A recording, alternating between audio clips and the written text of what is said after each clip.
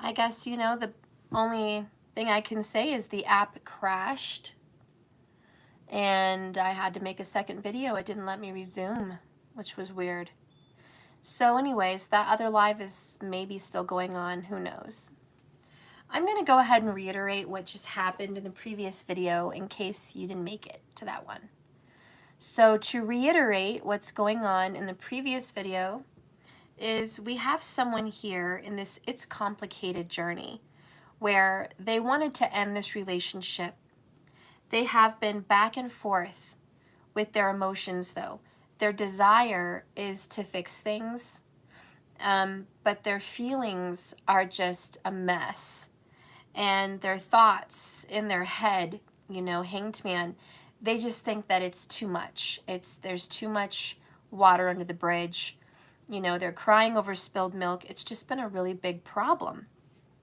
But then we have justice smack in the middle of the reading that says, hey, there's this little thing called karma.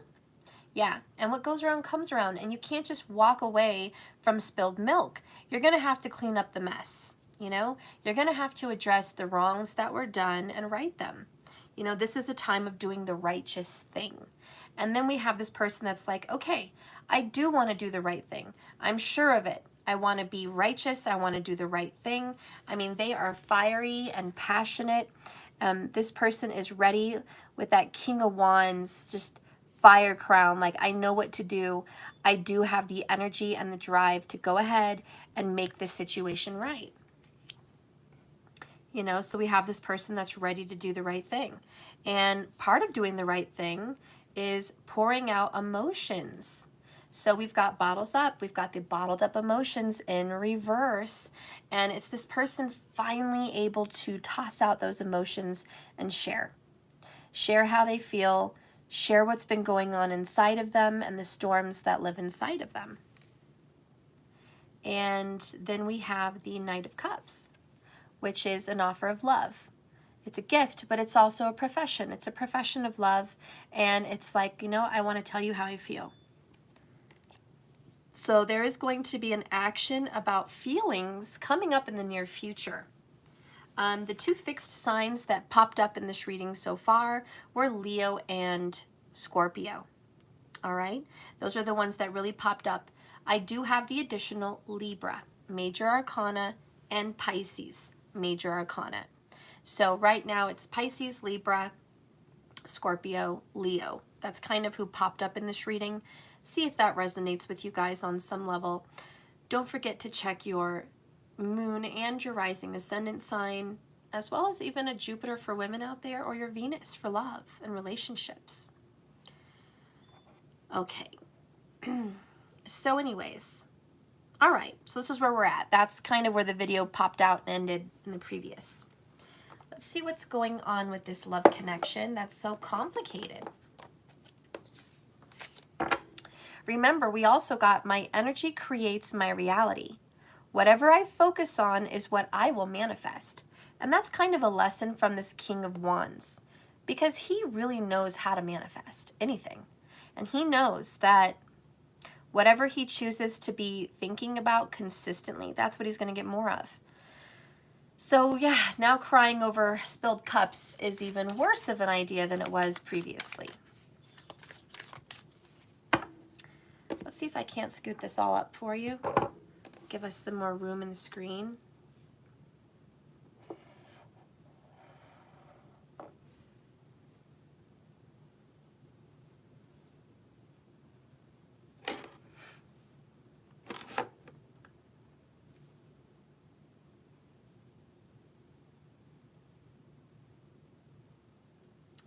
Okay.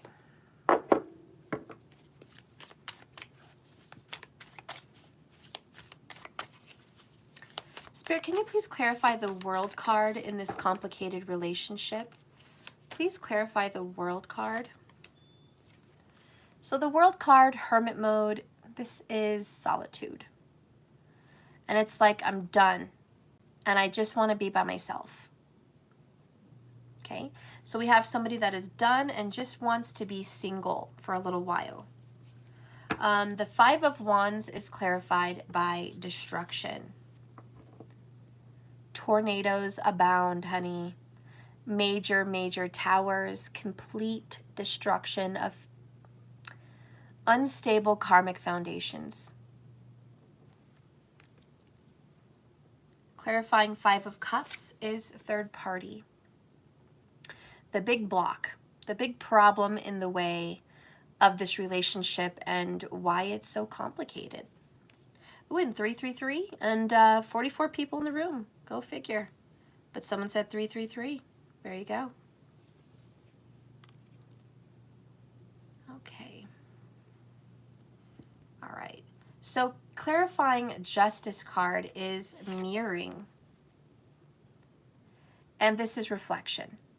And it's taking a look at yourself and taking a look at your actions, but mostly just reflecting and looking at what you've done or what this person has done.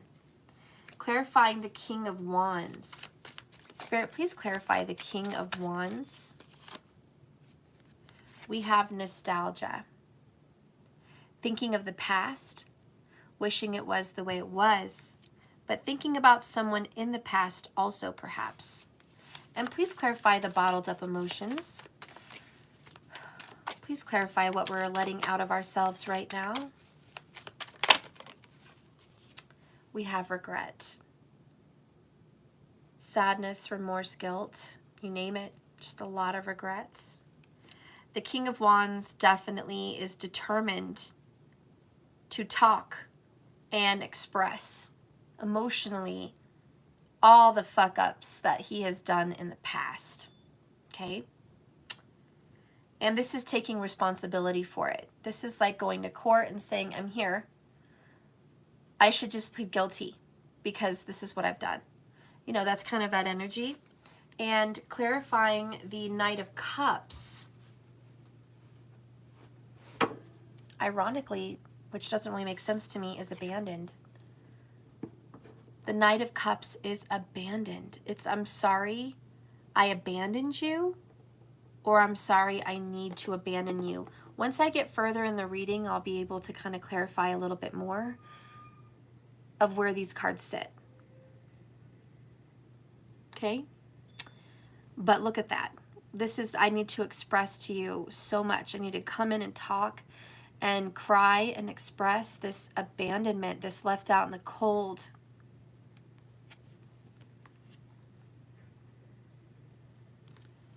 Bottom of the deck, just like the Hanged Man, we have pause.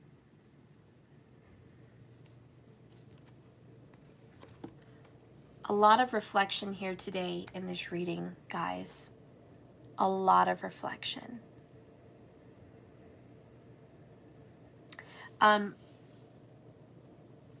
Let's get a confession about this Knight of Cups, abandonment. Holy Spirit, can you please guide and direct me to a confession about the abandonment and the Five of Cups? I'm sorry, the abandonment card and the Knight of Cups. Give me a confession about that, please.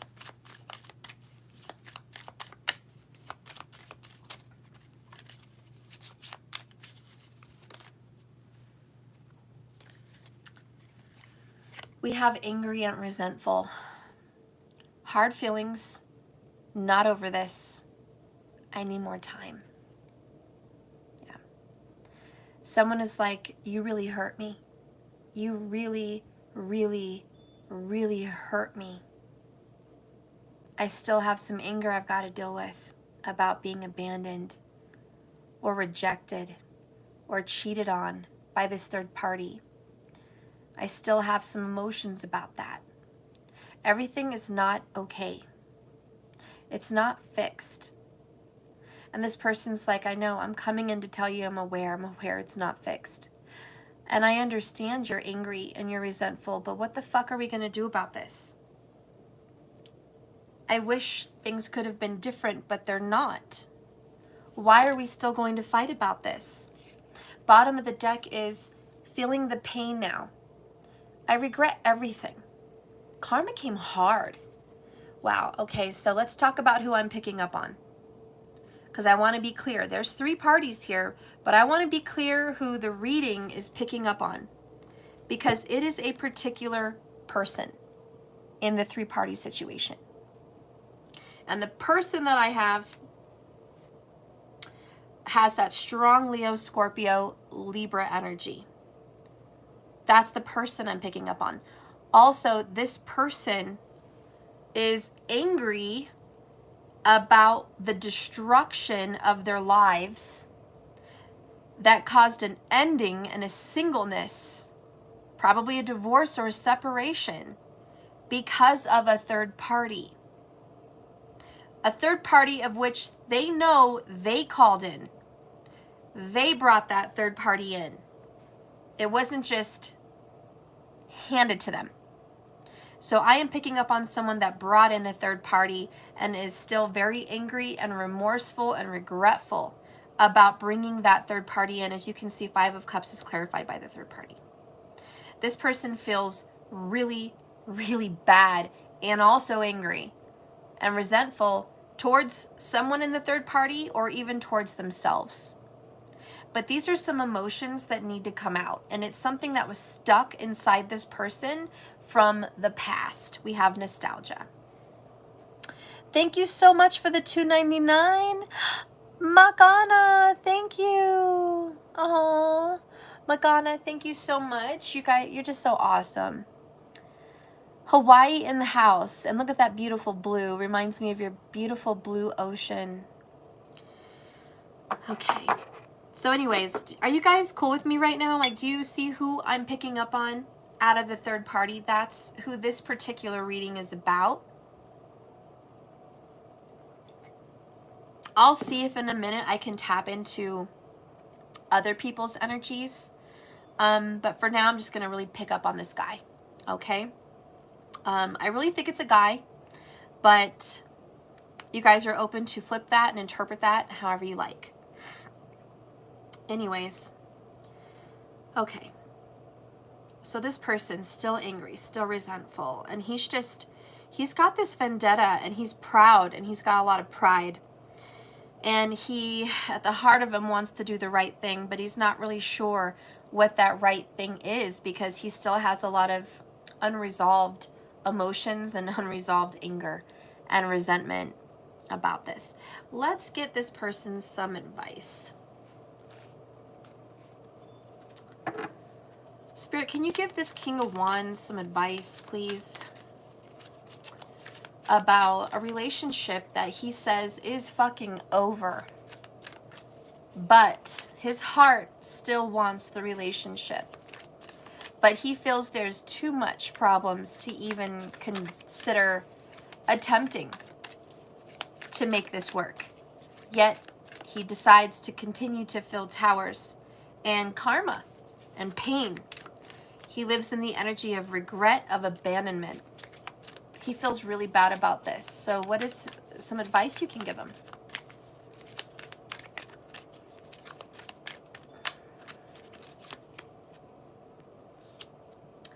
Right side up. Bottom of the deck is Abracadabra, which we talked about this particular one last night, guys. But right side up, this is about getting things right. I feel like this person, I also had a channeling. Listen, you were in a rock and a hard spot. You were between a rock and a hard place. You had some tough decisions you had to make. No one said it was going to be easy. No one said that you were going to pick the best and easiest option. But know that whatever option this person did pick, it led them along a path which aligned them to do some healing and to be where they needed to be. Remember, there's no wrong answer. There's no bad choice. There's only lessons. So this person needs to forgive himself or herself. Okay, this King of Wands needs to forgive himself for the mistakes of the past with the third party and put himself right side up again, to correct the errors. And it says here, King of Wands, listen, it's safe to unbuckle your seatbelt. It doesn't matter how sad or upsetting or stressful or even scary your situation looks. You're actually on the right path. Unforeseen forces are working behind the scenes to smooth out the bumps that came along the road of the path you've chosen. And there is a righting of all the injustices that have been divvied out. Any apparent blip is nothing but a reminder to pay attention, to say thank you to the scales that are tipping now in your favor. Again, everything is coming back into balance. It's time that you trust what goes up must come down, okay? So this is the time of correction. I like the abracadabra because it's, again, my energy creates my reality. Whatever I focus on is what I'm going to see. So this King of Wands needs to shift perspectives, and I think that's why we have two hanged mans, basically. Shift perspective. Look at the bigger picture. Nothing was a major mistake. Nothing was such a fuck up that we can't fix this. There's still something to salvage. I even have that Five of Cups here. It's like, even though we had that fucked up third party situation, and boy did it hurt you, there's still two cups here in the background. And so the dove comes to tell this King of Wands, hey, listen, I know you're really upset. All your happiness, everything you worked for, your family, your love, your life, it fell over. It's fucked. I get that.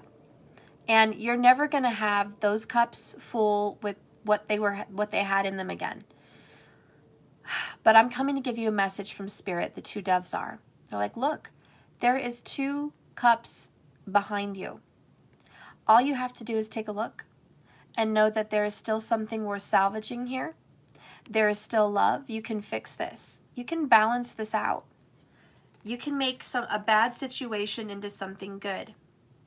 I know, corny little idea, but we spilt the milk, okay? We're not going to be able to have whatever you had planned. Whatever you planned on making with the milk, I'm sorry. I'm sorry that you're not going to be able to have that, whatever it was. But if you look in the bucket, there is probably still 2 cups of milk. And I bet we can churn that into butter and put some cinnamon and some sugar in there and make a delicious loaf of bread and have sweet bread. I don't know, just an idea. We're not going to be able to make what you wanted to, but we can still make something really delicious out of what we have. Why continue being upset about what was lost? I don't want you to have a bad day anymore. I don't want me to have a bad day anymore. I don't want to be here crying, angry and resentful about something we can't fix. That's the past. 6 of Cups. In reverse, basically. Nostalgia. We can't go back. It is fucked. It's done. The world. It came, we saw, and it went. You know? And I can't continue looking back. But I do want to look forward. We have something very good to look forward to. Knight of Cups. And this person needs to remember, not all is lost. Let's see where this person is headed, guys. Where is this person headed with all his resentfulness and his anger? He's continuing to suffer from karma. So where is he headed now?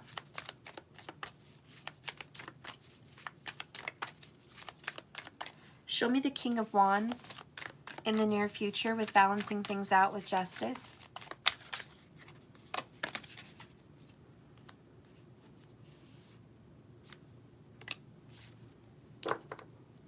Bottom of the deck is confidence is your key to success. New moon in Leo. It is that King of Wands. He is a Leo. He is. And the advice of, well, where he is headed is surrendering to the divine. He's going to have to give up. This is a 10 of Wands, the surrender to the divine. It's everything you've fought so hard to be angry and upset and resentful for. The advice is let it go. And where this person is headed is to actually let that shit go. So they're going to let it go. They are going to let go of the anger and the resentment. That is where this person is headed. They're doing a lot of reflection, a lot of inner work, and they're headed here. It says the very word climax brings this whole situation to mind, doesn't it? But it really is the feeling of this card. It's coming to a head, a point, a conclusion, even just a turning point, okay? There may be some kind of change and possibly some sort of emotional, oh yeah, explosion. Tune in. Well, this person is going to tune into their emotions, and they are going to see what they're feeling, and they're going to see what it means. They are very likely to be very close to the surface of their emotions right now. No matter when you've pulled this card, matters will soon conclude. And this person is going to find out whether or not what they want is going to come true.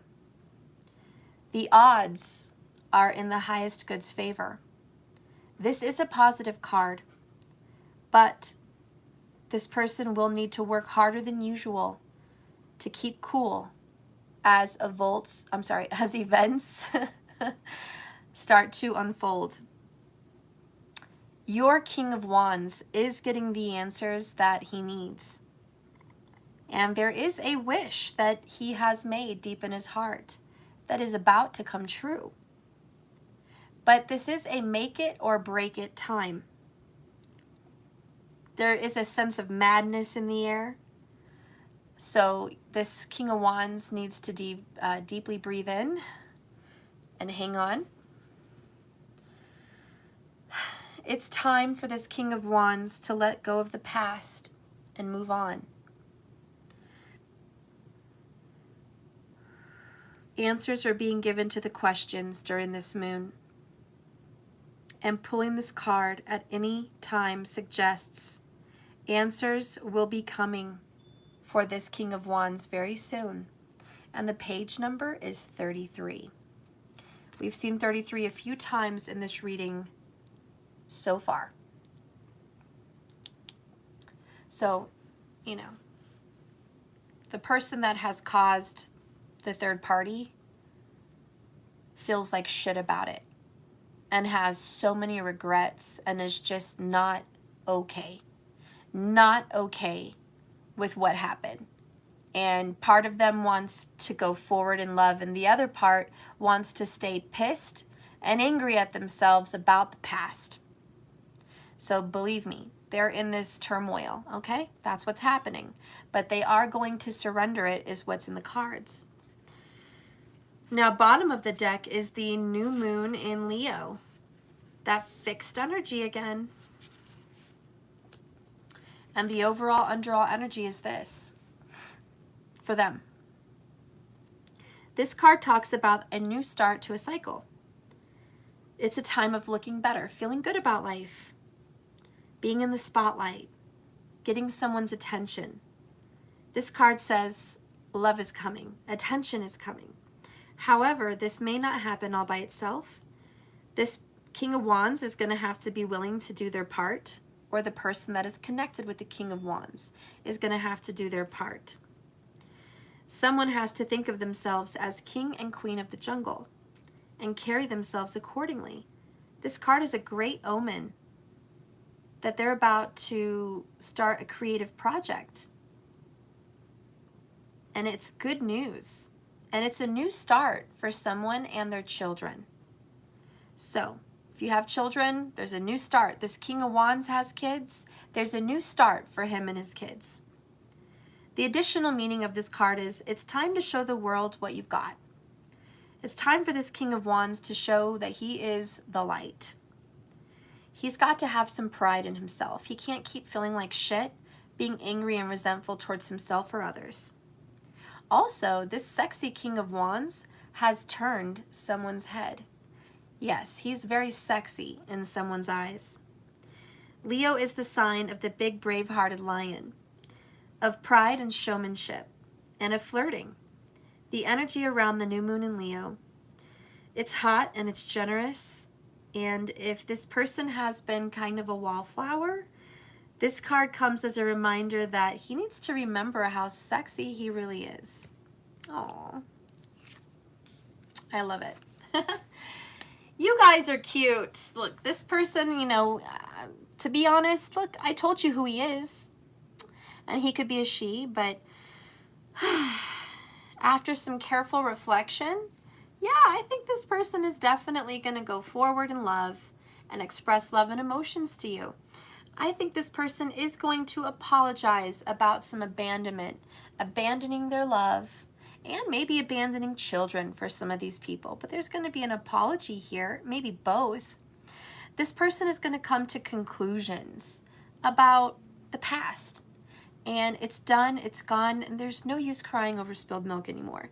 Let's get a little bit more truth from your King of Wands.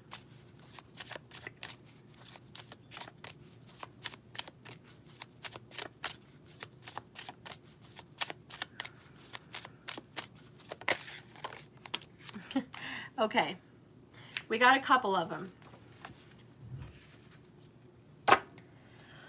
Bottom of the deck is, I have so much going on inside my head. I don't know what to do. So we have this King of Wands contemplating. Overall, underall energy, thinking. What to do. What to do. Also, I want you, my sexy queen, to take care of my needs, which is nurture me. And it's not always sex, although sex is probably number one on the King of Wands' mind. But this is also, I need you to make me feel loved and confident and good about myself. I want you to tend to my heart, my feelings, and my body. I want you to nurture my needs. Now, I'm not saying you guys have to. I'm just saying that's what this King of Wands would like. He would like you to nurture him. Then we've got, what am I running from? Confusion. This is a beautiful connection. It's sexy, it's passionate, it's full of love. It's where my heart wants to be. It feels good. So why am I running from it? Next, I will choose comfort. Whoever feels like home. So this person's like, I just want to choose what feels comfortable for me. I just want to feel good in life. I want to feel safe. I want to feel loved. And I want to feel warm. I'm so lonely, but I just want to be left alone, isolated. And we've gotten solitude and isolation with regret twice, which is a very lonely energy. Yeah. This King of Wands just wants to be left alone in deep thought, strong Virgo vibes, you know, very much just wants to be in his head. He just wants to contemplate right now. He doesn't want to be bothered by sexual romantic energy, which is very unlike him, because usually he loves sexual and romantic energy. He is the King of Wands. But at this time, it's a very vulnerable emotional state, and he just wants to be left alone, to think long and hard about the past, reflect, and just try to make peace on his, you know, in his heart about everything that happened. So he's going to need some time to do that. Spirit, can you tell me some of the actions that are going to be taken in this deep contemplation process for the King of Wands? Show me some actions.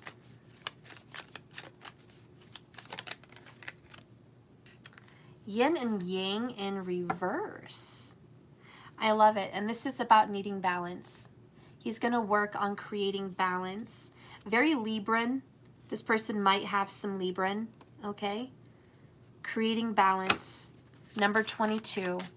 And let's get a Moon Shadows Oracle to complement that card. All right, Spirit, please complement the yin yang.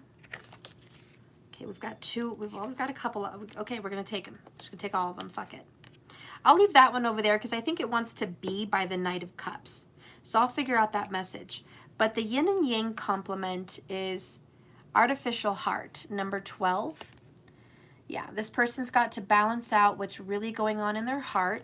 I also think this person might want to go fishing to do some deep contemplation, okay? So yeah, this person may want to go fishing.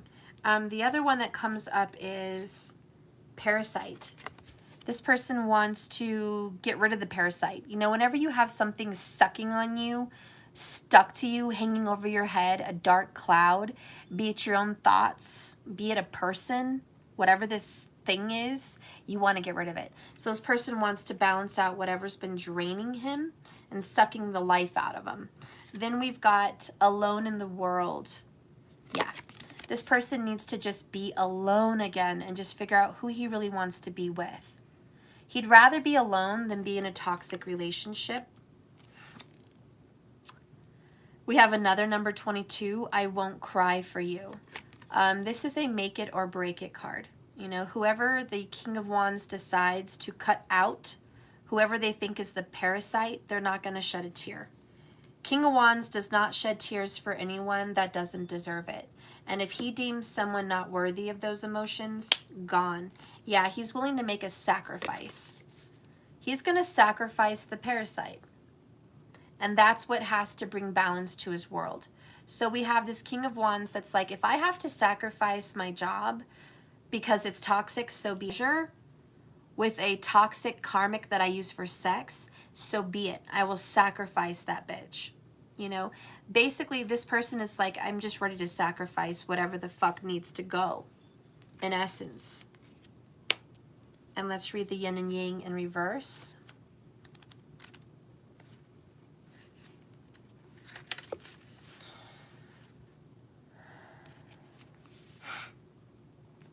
So this card reversed reveals a yang cycle, which is a masculine cycle, which is one of active, outgoing energy. This is called a more logical approach, but logic needs to be applied to purposeful action. This cycle is often marked by creativity and new beginnings, sometimes with significant. Let yourself apply more forceful energy to the task at hand and take advantage of this highly charged yang time. Wow, guys, he's really taking.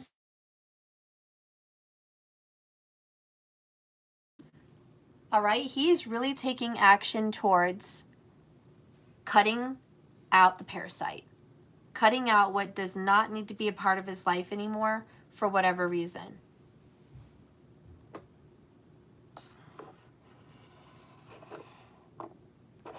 Okay. So anyways, this is a really good situation. And we do have a lot of logic here. So this is a very strong Libra energy. And I have to say, I think this person may have Libra somewhere in their chart. Sun, moon, rising, which is the same as ascendant. Most likely it's one of those three. And if it's not in Vedic, which is what we all follow here, it may even be in tropical, because we did get hermit twice. So, you know, it could be a Virgo, Libra, contemplation also. But this person has a very strong Scorpio and Leo in their chart, which could be their rising ascendant or their moon. And they may have a sun in Libra or a sun in Virgo. Yeah, that's what I'm feeling. But, you know, keep it open into interpretation, but that's what I feel, okay? That's what I feel. So anyways, you already know where he's headed. Let's get a love confession here also from the universe. Universe, tell me about this person's love, the kind of love this person gives. Criticizing one another will only lead to further unhappiness. Love and accept each other as you are in your relationship, and it will magically transform. The way this person loves is critical. So if you've been in a relationship with this person, honey, you already know, sweetheart, he is a critical criticizer, which really makes that strong Libra, Virgo trait. He's very analytical and very critical, especially that energy, you know. Kritika Nakshatra is pretty strong. Kritika Nakshatra is kind of right there, just making and analyzing, okay? This person analyzes the hell out of relationships and probably analyzes relationships to death, literally, like, till they're done. But this person is also ultra critical of themselves. And I think that's why this King of Wands is so critical about the past. Bonus card, I guess it was just sitting here. We have Black Flower Fragrance. It's a dark individual, serious, Saturn ruled, which Saturn co-rules Libra. Oh yeah. This person just has this dark approach to them. And it's just like they see everything glass half empty, honey. It's like they're not very positive. So what are they manifesting? They're manifesting 5 of Cups. They're manifesting that shit. They're manifesting towers. They are just manifesting it. This King of Wands does such a good job of criticizing the way they love others and their relationships that they just fucking bring it on. But remember, if you're watching me, you create your lover. You create them. They show up in your energy as a result of your thoughts and your feelings. And they are a mirror reflection of you. So you, in turn, also have some characteristics that your lover has. And you have to own it. You have to take that to the bank. There is something inside of you that manifested a partner, that manifested a third party. There is some part of you that felt you weren't worthy of a one-on-one connection. There is some part of you that maybe proclaimed cheating was going to happen because that's been your experiences. There is some part of you that proclaims this person is still angry with you and still resentful and maybe wishes they could be back in the past before you. There is some part of you that claims that owns that says that. Radically, you need to accept the end, the world of this relationship. Why is that such an important facet to radically accept an ending? Because if you radically accept things the way they are and that it's done and you're not going to get that same individual back, you can manifest the right person. And it doesn't have to be a new person, but it has to be the right person. That is the key. A lot of people think, Steph, I don't want to manifest the end of this relationship because I love them and I don't want to let them go. Fine.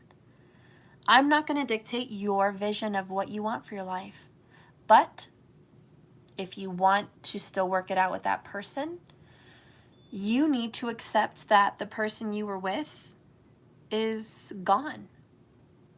And that person that you were with, you don't want that person back anyways. The relationship was already struggling. The relationship was already crippled. The relationship already had third party. You don't want that person back anyways.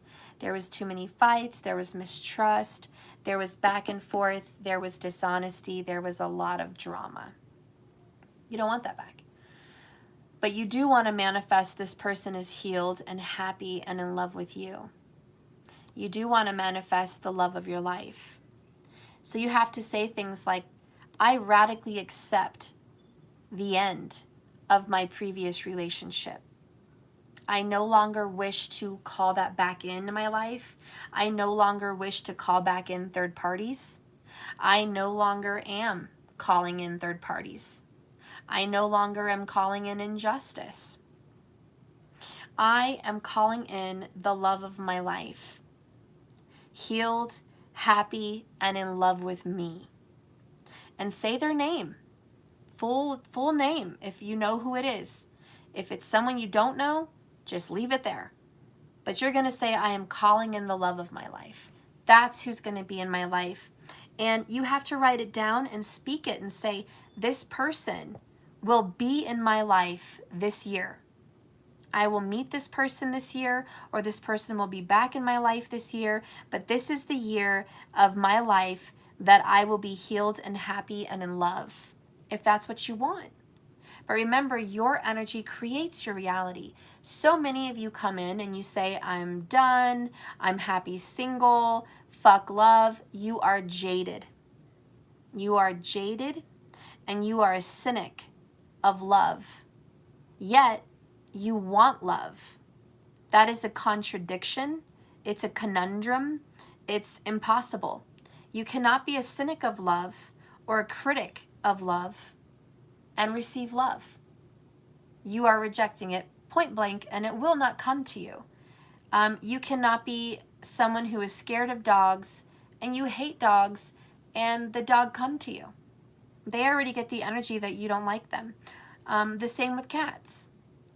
You cannot repel things. I'm not comparing a relationship to animals, but just an example. You know, you can't go out and drive in your car every day and say, you know what, I'm going to get in a car accident. It's terrible. Traffic is terrible, and I always get lost. I'm probably going to get lost or in an accident. I know it. And then you get in the car. What do you think's going to happen, man? I wouldn't want to risk it. I wouldn't even risk getting in the car if that was my state of mind. How many of you guys would risk going onto a plane flight telling yourself, this plane is going to crash. It's going to fall in the ocean. The engine is going to fucking blow. I'm going to die on a plane. Would you really go out and buy a plane ticket and take your ass over there to Hawaii? No offense to the Makana who's from Hawaii, but would you take your ass to Hawaii? Fuck no! You'd be like, oh hell no, I'm not getting on any damn plane, okay, until I get my mind right, until I feel safe on the plane, until I feel like I'm comfortable with this plane, until I feel like I'm confident that I'm going to leave point A and arrive at point B, and I will arrive back at point A safe again. You know, until you can manifest a safe journey, don't take the fucking trip. Don't fucking take the trip, man. Don't get behind the wheel and don't go on the fucking plane, because you are just going to manifest some god-awful experience. And if it's not a plane wreck, it would be like the worst plane ride of your life. But how many times do you guys hear people having good experiences by saying, this is going to be the best trip of my life? This is the best trip of my life. There's a girl, she's on Quietest Revolution Tarot, whatever. She's beautiful. That's all I fucking know. I saw her because she was stunning. She's beautiful. Gemini, but she's a Taurus in Vedic. I already know. I could see her eyes. Like, bitch, you're not a Gemini. You're a Taurus. Quit playing that tropical card. Anyways, moving on. She went on a plane trip and something went wrong with her plane ticket.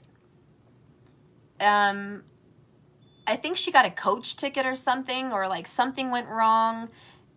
I don't know. I don't remember. It was years ago I heard this story, but something went wrong with her ticket, okay? And instead of freaking out about it, she was like, you know what? It's going to be fine. It's going to be fine. I think she had a shitty ride to the airport, and then she got a shitty ticket, like next to the engine between certain people.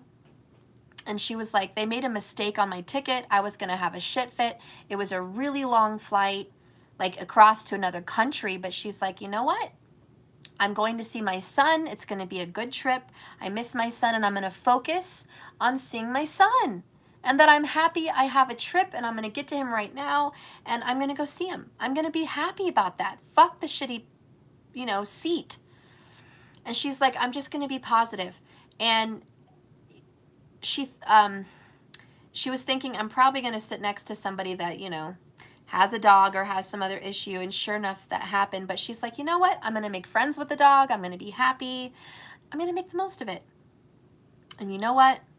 As she gets in that plane, thinking positive about all the 3D reality that is shitty, and she's still thinking positive, she shifted her reality. And guess what that bitch fucking got? First class. She sits down in her seat, and some guy from first class comes over to her and says, excuse me, ma'am, can I make you an offer? And she was like, okay. He's like, are you here by yourself? And she's like, yeah, I'm on the plane ride by myself. And he's like, would you like to have an upgrade on your seat? And she was like, okay, what's the catch? He's like, there's no big catch. He's like, my wife never likes to fly. She never likes to fly. But I had a last minute trip to this great place. I convinced her to come with me on this trip that we're going to be on. And I'm probably never going to get her on a plane again. But I couldn't get tickets together because it was kind of last minute. So I've got a ticket in first class and she's got a ticket in coach. And I was hoping I could trade you your ticket in coach so I can sit next to my wife. And I'll give you the plane ticket in first class. And she was like, wow, thank you, universe. Thank you, thank you, thank you. Miracles happen every day. That's just a small one. She manifested a small miracle in her life. But she didn't have to. She could have been pissed off about her shitty ticket, being late to the airport, having a shitty ride to the airport. Like, she had a lot of reasons to be in a bad mood and just go in real shitty. And who knows, maybe had she been in a shitty mood, that never would have been manifested. It wasn't just luck. It was a state of mind. I really believe it was a state of mind. Also, and this is something Dolores Cannon believes in, and if you guys have ever followed Dolores Cannon, you know what I'm talking about. But everything right now is only real because we're all projecting the same vision, the same video, and me. You're all projecting me. You're projecting this reading. It wouldn't be here in existence if we didn't say it was in existence. So, that being said, she believes that people... Stop it! She believes that people, places, and things are all a projection. So maybe I'm not even real. Maybe I'm just a projection in your matrix. Maybe this entire shit show is a projection in your matrix. A lot of people believe that. I'm not saying you have to.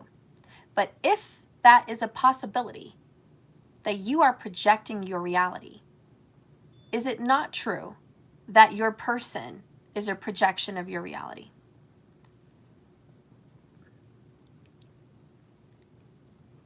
You know it's true. And if that is the case, that you projected your person in your reality, you can shift them, mold them, and make them into whatever you want them to be. And your experience with this person is your projection. So if you don't like what you're viewing, change your view. Ted, that's exactly what it means. And it's hard for some people to accept, but this is a theory that a lot of people are working on right now. Dolores Cannon's been working on this for years. A couple of the manifestors that I've promoted on my community channel have also promoted this. Neville Goddard has promoted this. The Secret. Bob Proctor. Okay, Natalie, the other girl, Lowe's, Manifestation with Lowe's, L-O-Z. A lot of these people are projecting this and saying that is what's going on. So, I'm not saying you have to accept that, but let's just play with it. Maybe test it out. Try it. Eckhart Tolle, okay, they also promote that. There you go. There's a lot of people. I'm not out here on an island by myself, guys. There's a lot of people that believe that. And Ted, if you're not up on that yet, you know, maybe look into it. Maybe just see what's going on. But they have asked you to manifest something small to test out how this works. A lot of people think you are crazy for talking about this, but let's really try it, okay? Manifest something purple, or manifest a coffee, or manifest a call from a friend, or manifest money for a bill, or manifest, I don't know, anything. Just manifest it. I want you to do that. And how are you going to manifest that is thinking, feeling, visualizing, and believing that it's there. And it's just there. Even if it's a task that you haven't completed, a daunting task, like your garage, or the house needing to be cleaned, or, you know, some situation that needs to have some loose ends tied up. Whatever it is, manifest that. Or something very small. Someone said, manifest someone telling you something you want to hear in specific words. Let's say, I don't know, I'm just make up something.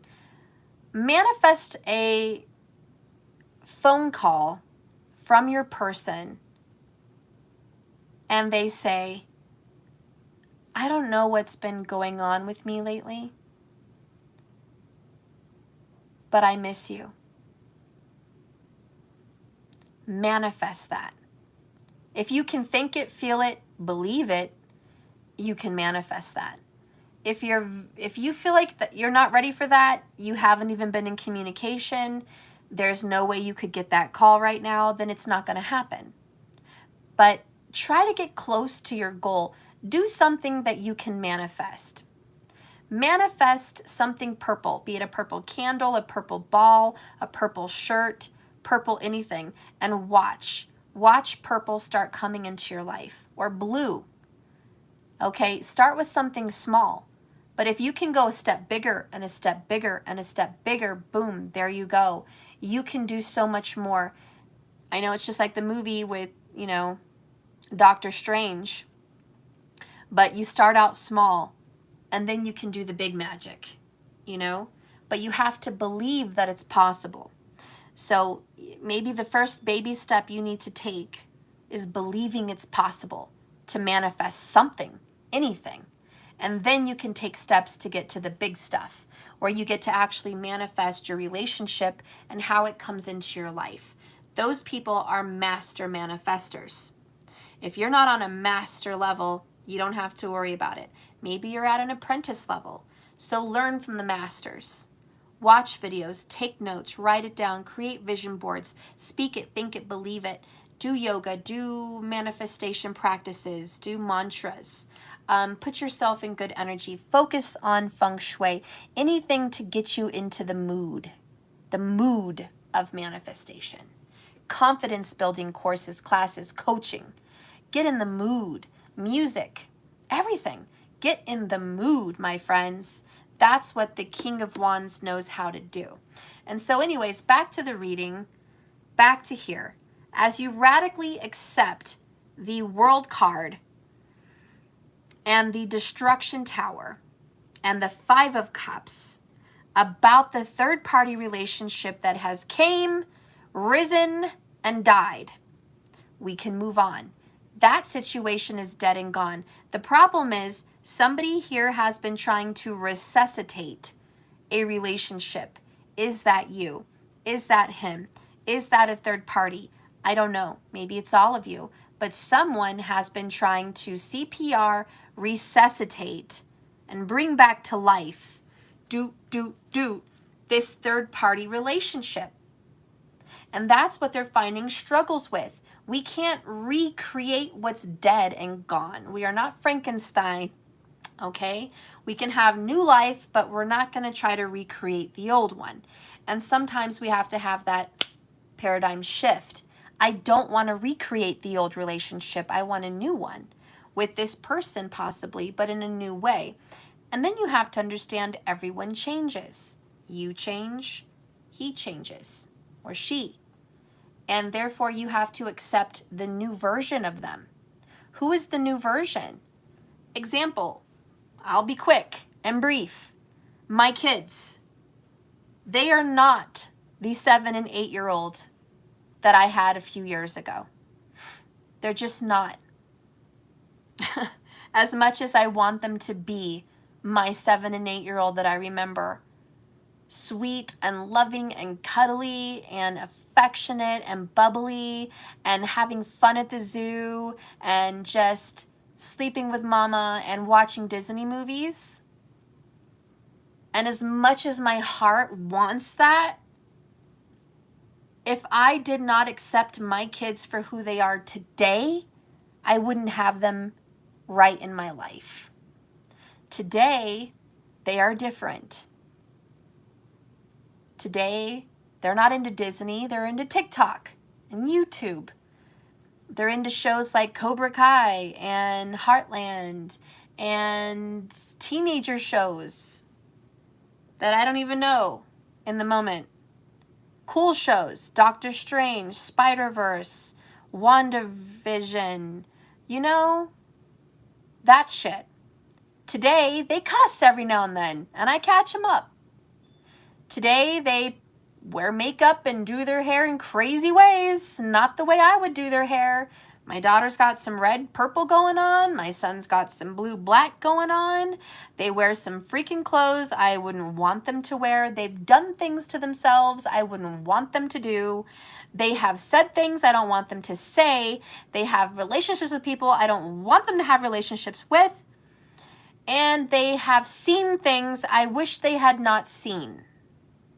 And heard things I wish they would not hear. But instead of me focusing on what I lost, what I don't have anymore, I'm going to look back nostalgically at those beautiful memories and look at them today and find out what I love about them now. Their laugh, their personality, their intelligence, their skill, their creativity, their helpfulness, their friendship with me. Yeah, I lost some things with them, but I gained. I've got 2 friends in my house now that I can talk to about stuff I never could have talked to them about. I get help around the house I never could have got help around the house with. I have companions. I have soulmates. I gained something beautiful. My little caterpillars are in a stage that feels like a butterfly, but they haven't really flown yet. And I'm grateful for that stage. I want to enjoy every stage, and I want to be happy. I don't want to focus on the loss. And I'm using that as an example. Your person that you love, you had a great love, and then some shit happened. The tower came, it was a third party, it got all fucked up. 5-5, challenge and change. And all your beliefs and everything that you thought what was, wasn't. And it came crashing down. And everything that you thought you would have, you don't. I don't want this King of Wands or you looking back and being pissed off and sad and upset, crying over the spilled milk. You need to let it die. The Hanged Man says, get a different perspective. Death says, let it go. Someone's been refusing to let it go with death in the reverse. The Marriage card in reverse, says sometimes relationships end, commitments end, shit happens. The Ace of Cups in reverse says, sometimes you lose love, but you can get more different kinds of love. Sometimes this love got dried out. We got to get a new one. The Wheel of Fortune is let things change. Sometimes it's torture to change, but you got to be strong enough. You have to overcome your darkness, deal with your qualms with yourself and your past, and then boom, Page of Cups. Yes, yes, yes. Radically accept the end of what was and get a new invitation to what is coming. You are invited to the love of your life relationship. You are cordially invited to have this new love. Oh my God, King of Cups, love of your life, worth waiting for, Temperance. Wow. It's worth the wait, my friends. Worth the weight in gold. Okay. Let's move on. We're done with that. I feel good about that. Are we good? Your person is getting ready to cut out the parasite. Okay? They are going to be newly single soon. This King of Wands is going to be single. I just want to be clear, whoever's watching, the King of Wands will be single very shortly. They will be choosing someone that feels like home. They are going to be in a logical state of mind, air sign energy, contemplating what to do next. They are planning some kind of a life change. And they will be surrendering to the divine here very shortly. Confidence is the key to that person's success. Keep in mind, the King of Wands is the person that brought in the third party. That's who we just did a reading for. I'm going to get into a reading for you, and then we'll get into a reading of the third party. Or you know what? I'm just going to do the third party now, and then you last, because I just feel more comfortable about that. So I'm going to get my charger, guys. Give me a moment. I'll be right back.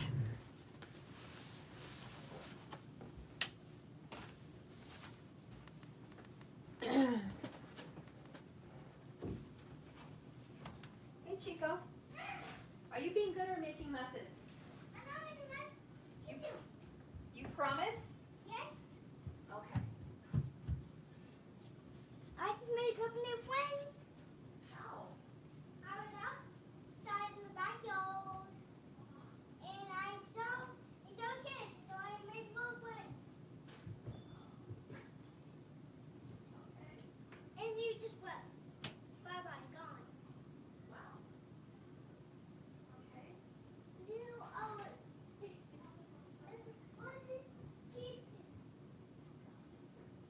Get up here, Mariah. I need a phone charger, Danny.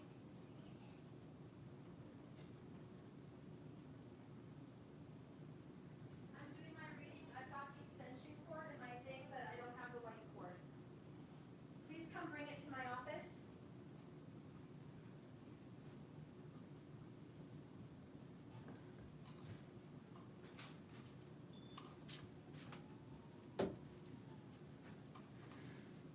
Oh.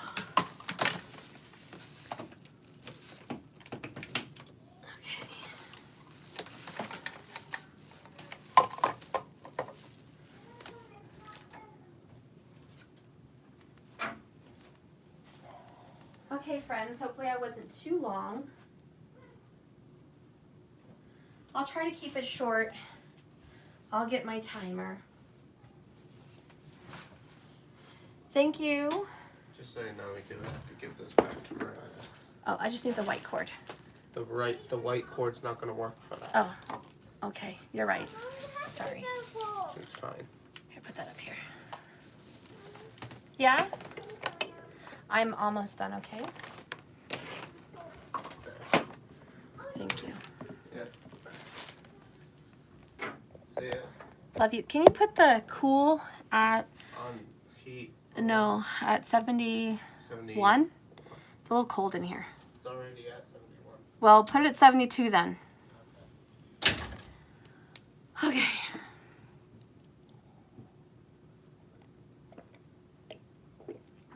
Okay, my friends, I've got the timer. I'm not going to be too crazy. All right. I just, you know, when I start readings, I don't really know what's going to come out. If I could just plan it, I'd probably be smoother, but that's just not how it worked out today. So my apologies. I didn't even know we were going to do a third-party thing, so it just turned out that way. All right. So first we did the person that called in, the third party. Now we're doing the karmic. Spirit, guide and direct me for the karmic. The one that got caught in a web of lies. The one that is part of this third party situation that is not naturally a part of my collective group. This person is kind of on the outside. This person is really not emotionally, psychologically, and spiritually enlightened. This karmic energy would just be someone that got caught in the web. You know what I mean? Because on one hand, I've got the King of Wands. That is a spiritual partner in my collective's life. The King of Wands is my collective's special person, significant other. And then I've got my collective group, which I think you guys resonate more with a feminine energy, but some of you are masculine. But, you know, I feel like you guys resonate as a spiritual partner, a twin flame or a soulmate, because that is the purpose of my channel. But I do have some karmics coming in and watching me. So if you're a karmic that just started watching me because maybe you're my karmic, or you're somebody else's karmic that you're trying to spy and figure out what's going on in their relationship, or, you know, you have a friend or a daughter that's in a relationship and you're kind of in the midst of all of it, you know, maybe you are the karmic, I don't know. But most of my collective that watches me on a daily, on a weekly, and a monthly, and a yearly, you guys are not karmics. You guys are spiritually awakened divine feminines. That's usually who my collective is.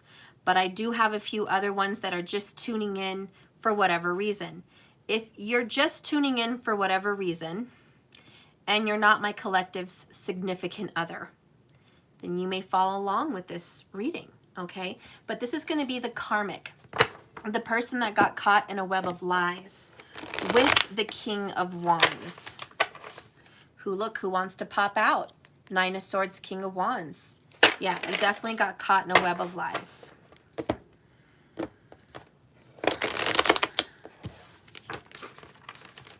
Okay, so what's going on in your situation? All right. We have Queen of Cups, Strength card. Put this up here. I'll just show you guys as I put them down. Okay. Strength card in the upright. Four of Pentacles, certainty.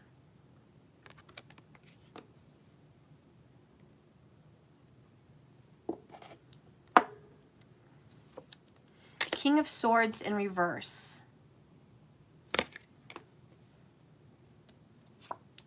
Knight of Wands in the upright. Ten of Wands in the reverse.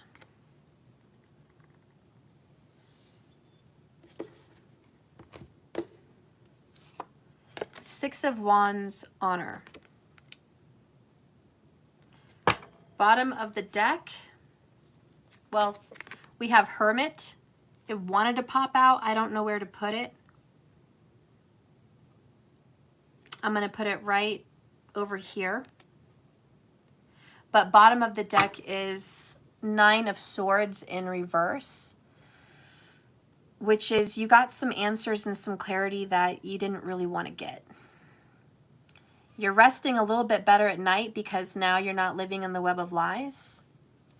But it still hurts. You know what I mean? Yeah. All you want to do is feel better. You just want to move on. Oh, but you're the karmic. How did you get stuck in this karmic situation, you ask? You're ready to move on, okay? Let's see what's going on.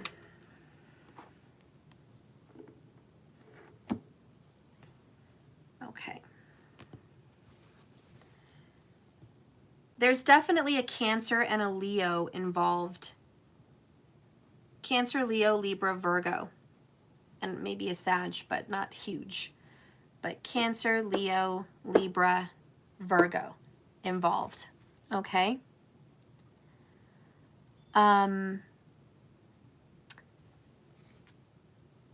You are really struggling with a situation in which you thought this was true love. True, true, true love. But it's not. And having to accept this is really hard. So Four of Pentacles is hanging on, but you don't want to let go. Okay, you are hanging on strong. This is strength. Four of Pentacles. Someone here has a motherfucking death grip on this situation, and you're like, I'm not letting go for the life of me. You're gonna have to get this relationship from my cold, dead hands.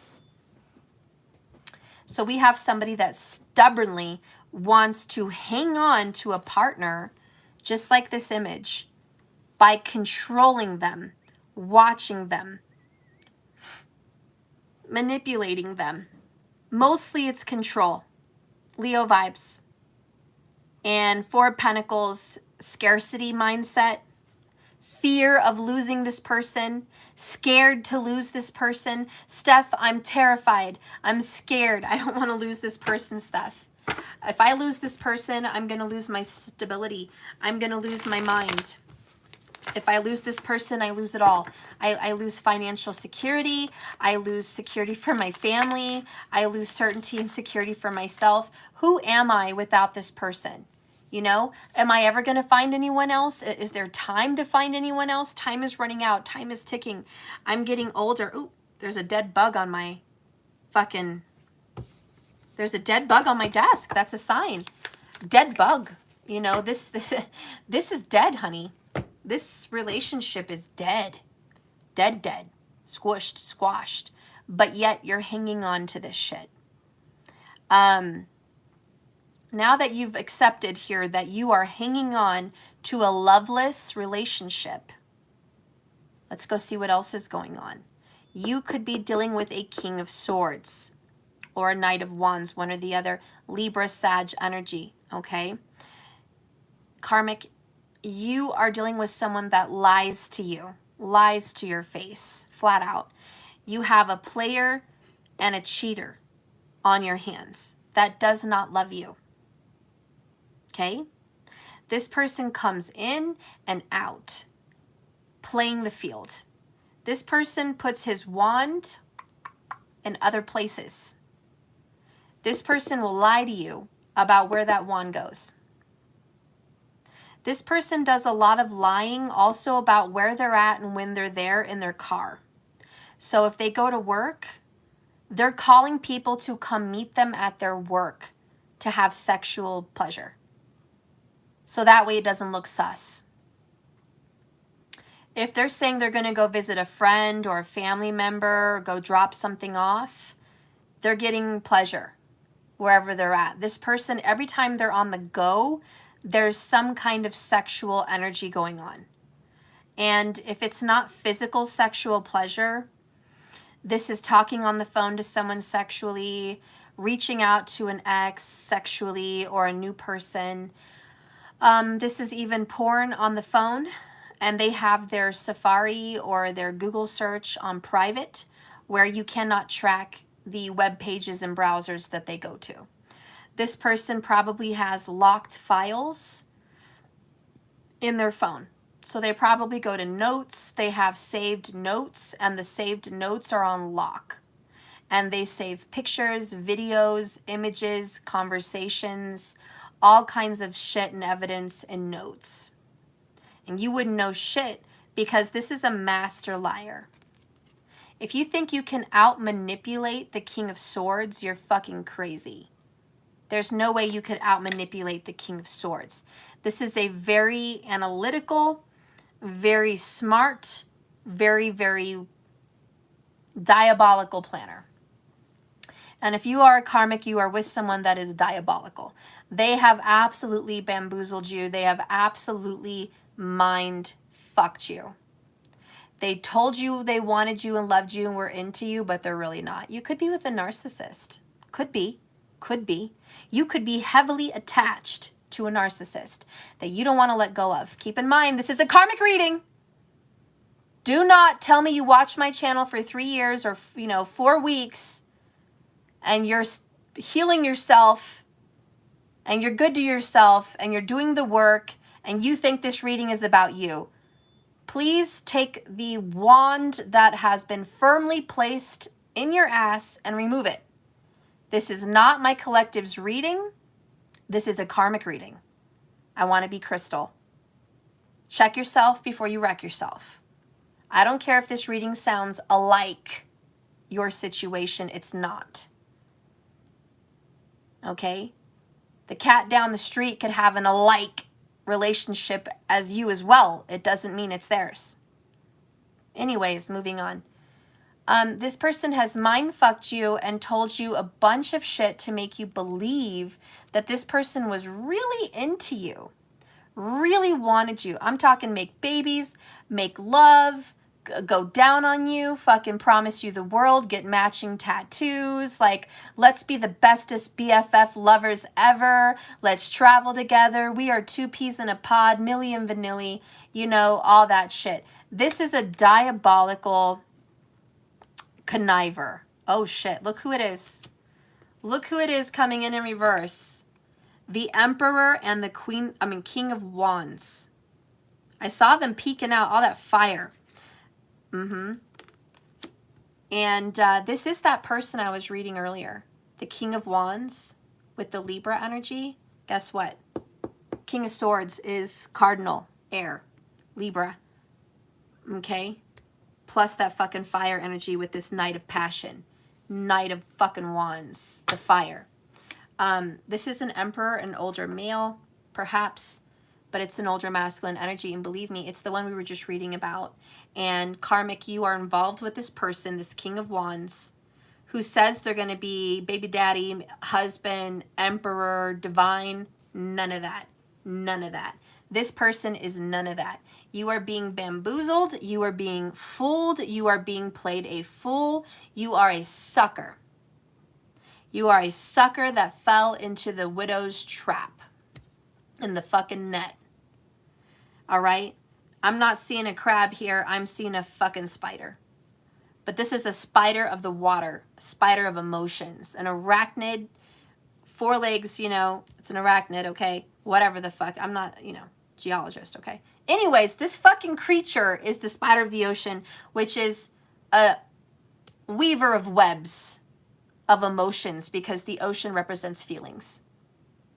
So, your feelings have been fucked with, karmic, and you are hanging on to this fake-ass love connection. This King of Swords is going to continue playing you for a fool forever. Always. And even if it might be okay for a month or a week or a couple months, it's never always good. It's like seasons and cycles, the way the water flows in the ocean. The wave will come in, you'll have a bad time, and then it will smooth out. And then the wave will come in, and you'll have another fucked up time, and then it will smooth out. This is the ebb and flow of your fucked up karmic connection. And you want to hang in there. You're like, I am hanging in there. I'm hoping to God we're going to overcome this, and it's going to get better. It's never going to get better. I just want to tell you a story real quick, and I'll keep it brief. My step-grandpa was an asshole. He was an asshole to his kids. He was an asshole to my grandma. He was with her since they were like 15. They had kids. They didn't divorce till they were like 20s. He cheated on her left and right. Not only that, he gambled. And he was physically abusive. He's a piece of shit. And a piece of shit father. He beat her while she was pregnant with my mother, which thank God wasn't actually his. That's probably why he beat her. Anyways, this piece of shit breaks up, whatever. My grandma breaks up with him, however it went. and he got with somebody else. And they thought they could have a good marriage. After he got out of such a toxic marriage, oh yeah, this one's going to be golden. No. Do you think he learned his lesson? No. No, he didn't. He just found a new victim. He found new prey in the web. And so he involves her. He gets power over her. She's from out of the country. Now your ass is stuck. You're going to have to put up with my shit, or you're going to have to go, bitch. Okay? And he beats her, and he lies to her, and he cheats on her, and he gambles money, and he goes to strip clubs, and he gets prostitutes, and he has other extramarital affairs on top of it. And he continues to talk to exes, even my grandma, which he would still send love letters and notes and blah, blah, blah. And he would gamble away money, and he was just a piece of shit. Did he improve a little bit? Yeah, he was a little bit better with their kid because he was older, and she stuck around and raised that kid while he did him. Do you think he ever changed? No. Now he's well over 80. Guess what? He's still up to his old tricks.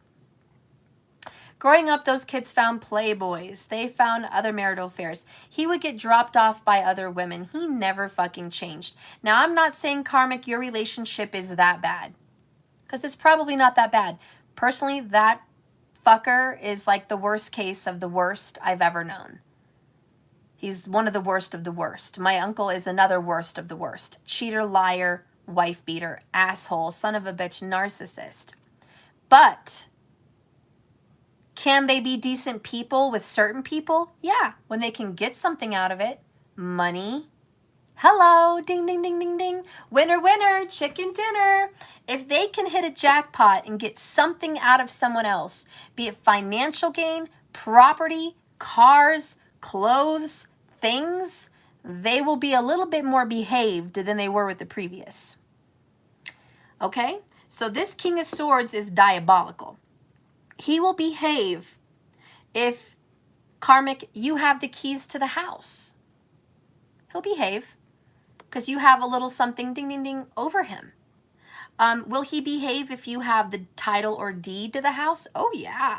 What about a title to a car or your name co-signed on a car?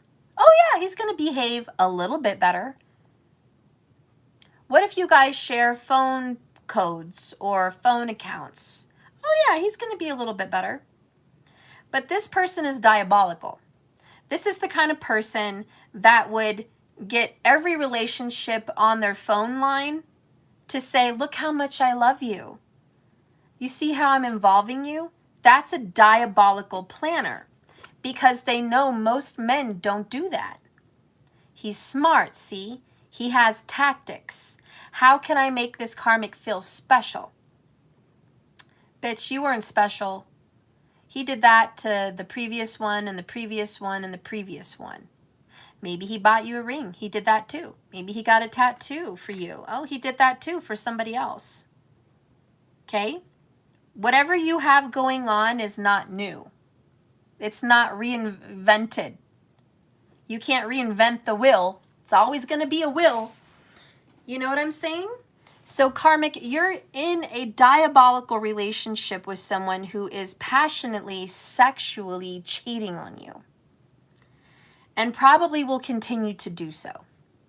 This is the kind of person that gets in their car, drives over to a park or somewhere, meets up with an ex, calls him down, says, come see me. I'm having a hard time. I need a hug. We should smoke. We should hang out.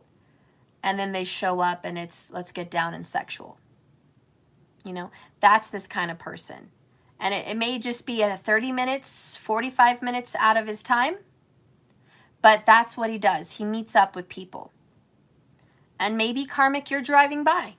Maybe you're driving by and you're like, I saw your car there, but I didn't see you. And he's like, oh, shit. I'm with this other person at the park, dodging this fucking car while my pants are off, fucking telling her to get back in her black car and fucking drive off, and I gotta run back to my car and pretend like I didn't do shit wrong And hey, I just saw you drive by. I was on a walk at what, 11? Midnight? What, you were at a walk at the park when it's closed? Mid-hours? In the dark and bushes? What are you doing there? I was just on a walk, thinking. Really? Getting brain? You were thinking getting brain? That's a good way to think. I like to think that way too. But the karmic will come in and believe that shit because he's a master diabolical liar.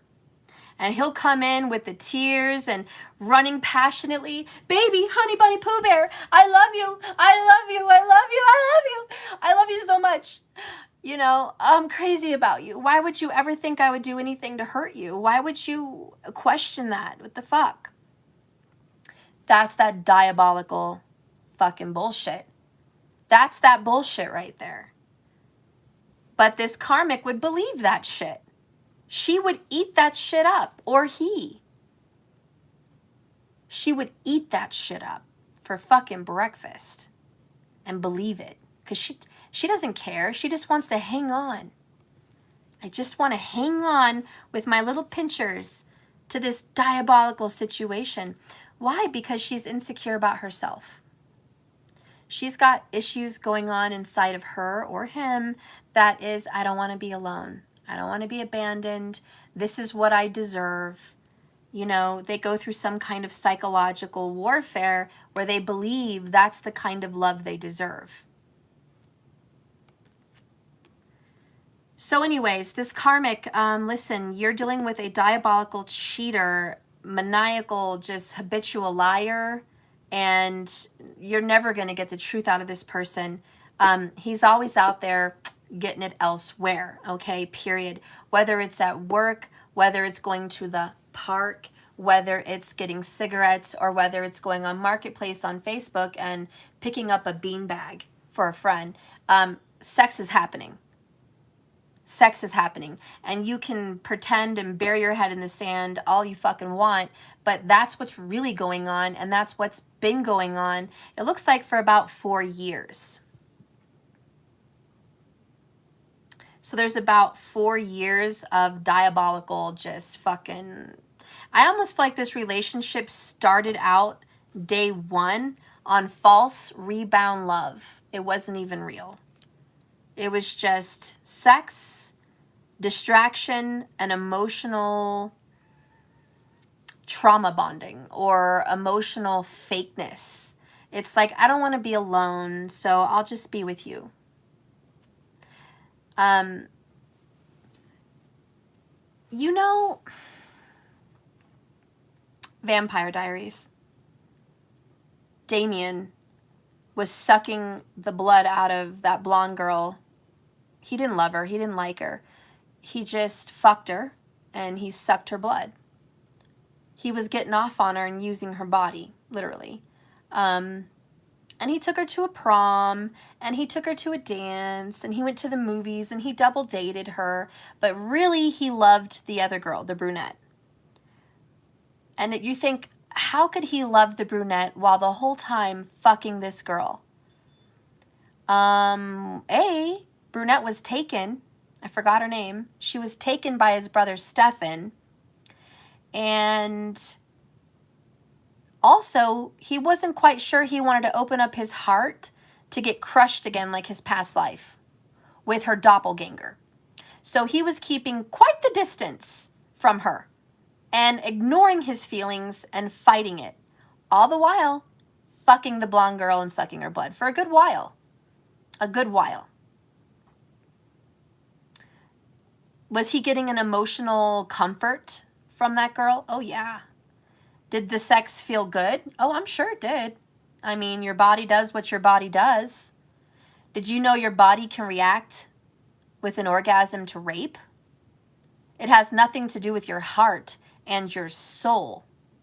It has nothing to do with your feelings or emotions for someone. It's a bodily process, just like taking a shit. So excuse me, karmic, for saying that you are compared to taking a dump. It feels good The body needs it, and we do it, and we're done, and we leave it alone till next time. Okay? So if you want to be considered to, you know, shit down the toilet, by all means, hang on to your shit down the toilet. But that's all it is. You are the blonde girl getting sucked and fucked for what reason? Some kind of financial gain. Or some kind of emotional crutch. Or shall we say rebound. Because you are living an illusion, my friend. 9 of Swords. 9 of Swords. And I'll be clear again. This is a karmic reading. This is not for you. Most of you coming in and watching me, you've been watching me for weeks, months, years. You are healing, working on your spiritual self. You're doing all kinds of spiritual work. That's not you. This is for someone that never watches my channel or doesn't watch tarot, period, doesn't believe in tarot, or is dark and only here watching this to see, spying what's going on with my collective and their divine. If we have a spy hunter watching my video, this is you. And if you have someone that doesn't watch, this is them. They're not into tarot. So, you know, again, this is a karmic reading. This is not my collective.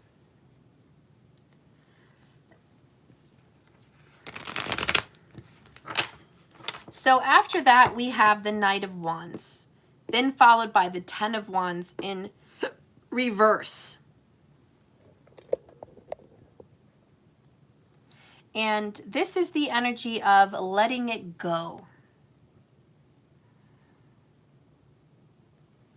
Releasing the burden. But there's a refusal again. Just like the 4 of Pentacles and the Strength card. We have a karmic that almost refuses to let go of this relationship, even though they're being used and abused and lied to. Why do they want to keep this, you say? Steph, why? Why would the karmic keep this?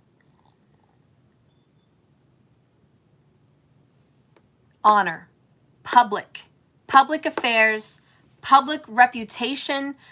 This is what everybody sees on the internet, on Facebook, family and friends, society. It's like high honor. This is my love. This is my relationship. This is the man that I went out of my way to get a tattoo of. This is the man or woman that I went out of the way to go to court and marry. This is the man or woman that I call myself their bonus kid's mom or dad. This is the man or woman that I've committed myself to publicly on Facebook in front of my brothers and sisters and parents. This is the man or woman that I have said I love and they love me back. We've already made a face for ourselves, a life for ourselves, a name for ourselves. Like we've already made that.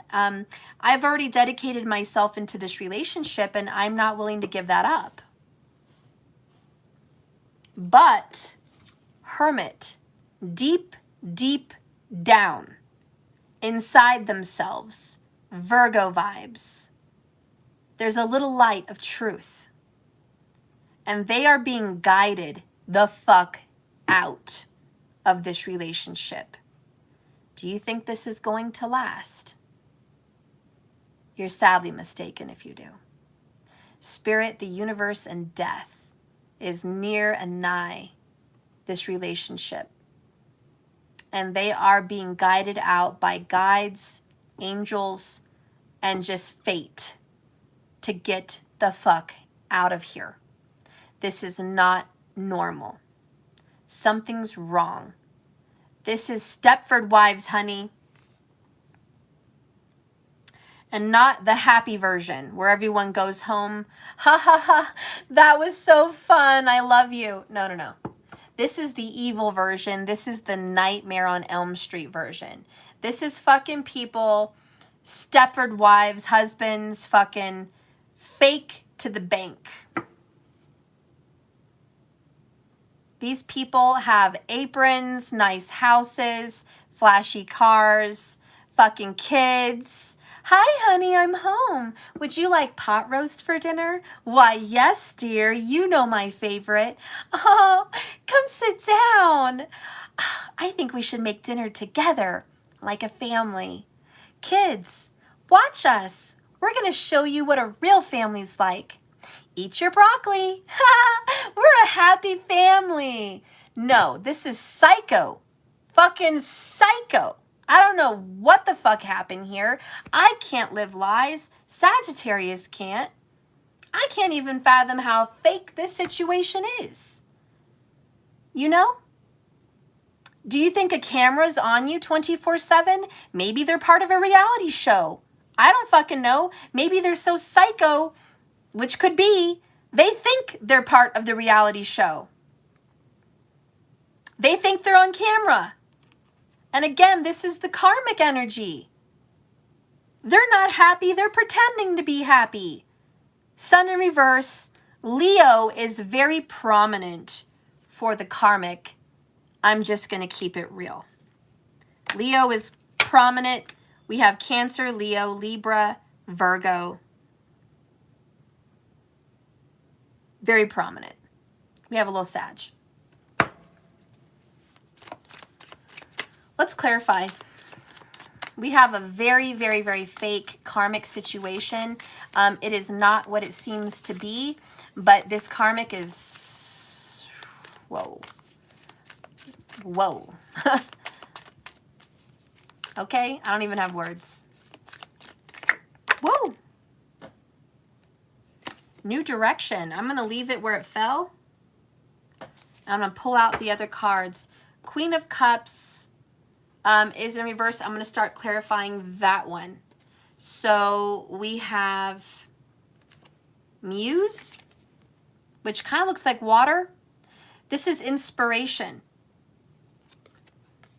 We have a copycat. We have a doppelganger. We have a doppelganger, ladies and gentlemen. There is a karmic person here that wants to be like a Cancer. I'm sorry, I can't get past that. Queen of Cups is the inspiration. If it's not a Cancer, it is a loving, romantic, beautiful, mothering, nurturing, caregiving, psychic female or feminine energy. And this karmic is inspired by this fucking person. Maybe they just want what she has. Maybe it's the children. Maybe it's marriage. Maybe it's beauty. Maybe it's love. You know, there could be a myriad of things, but this fucking karmic is inspired by it and wants to emulate and copy that. This karmic is someone that uses phrases like playhouse because they play house. This karmic is someone that uses phrases like, I'm the real wife, or my wife, my husband. This is someone that would make someone put in their phone, put my name as my wife, so everyone knows who the fuck I am. This person needs recognition. This is also a karmic that says, put my name or a tattoo on your ring finger because I want that bitch or that person to know you're mine. This is ownership. Ownership. We have a karmic here that wants to fucking own someone and control them. So you know what? Do you really feel bad that this karmic is being lied to and cheated on constantly? Not really, because this karmic is bringing that on themselves. They're bringing it on themselves. They are repelling love, Queen of Cups in reverse, by emulating and copycatting something that they want, period. The next card under strength is nostalgia. This is the past with strength. So yeah, this person is emulating a relationship from the past that they've seen from their parents or their lover's ex, which is kind of psycho. This person might even be obsessed with their lover's ex, wife, or husband and want to emulate that person in some way, which is kind of sick and twisted. The next card is numbing under the Four of Pentacles. The karmic is heartless and numb. Four Pence. The karmic does not feel the love and doesn't feel anything. Next is abandoned with the King of Swords. You guys want to know some sad truth about this karmic? She or he's already been abandoned. Emotionally, they fucking know it. And they know this person wants to abandon them and like jump ship. This is also someone that would wear jewelry that is either gold, pearls, or jade. Gold, pearls, or jade.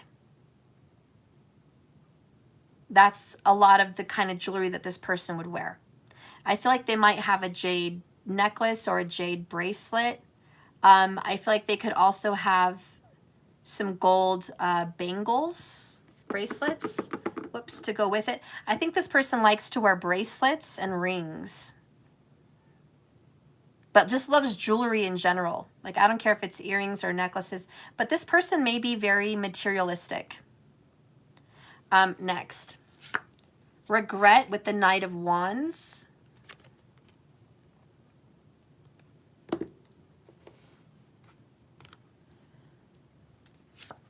Lessons with the Ten of Wands in reverse. And last but not least, family under the Hermit. Bottom of the deck is fear.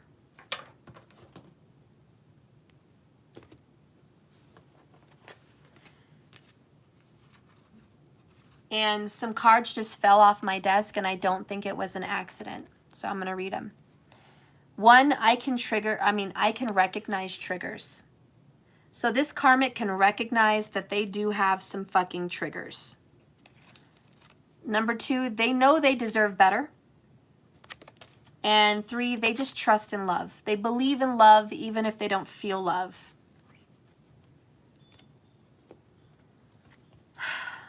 Okay. Under fear, you won't believe it, but it's fucking the devil. They are bound and determined in this connection. I don't know. Close it.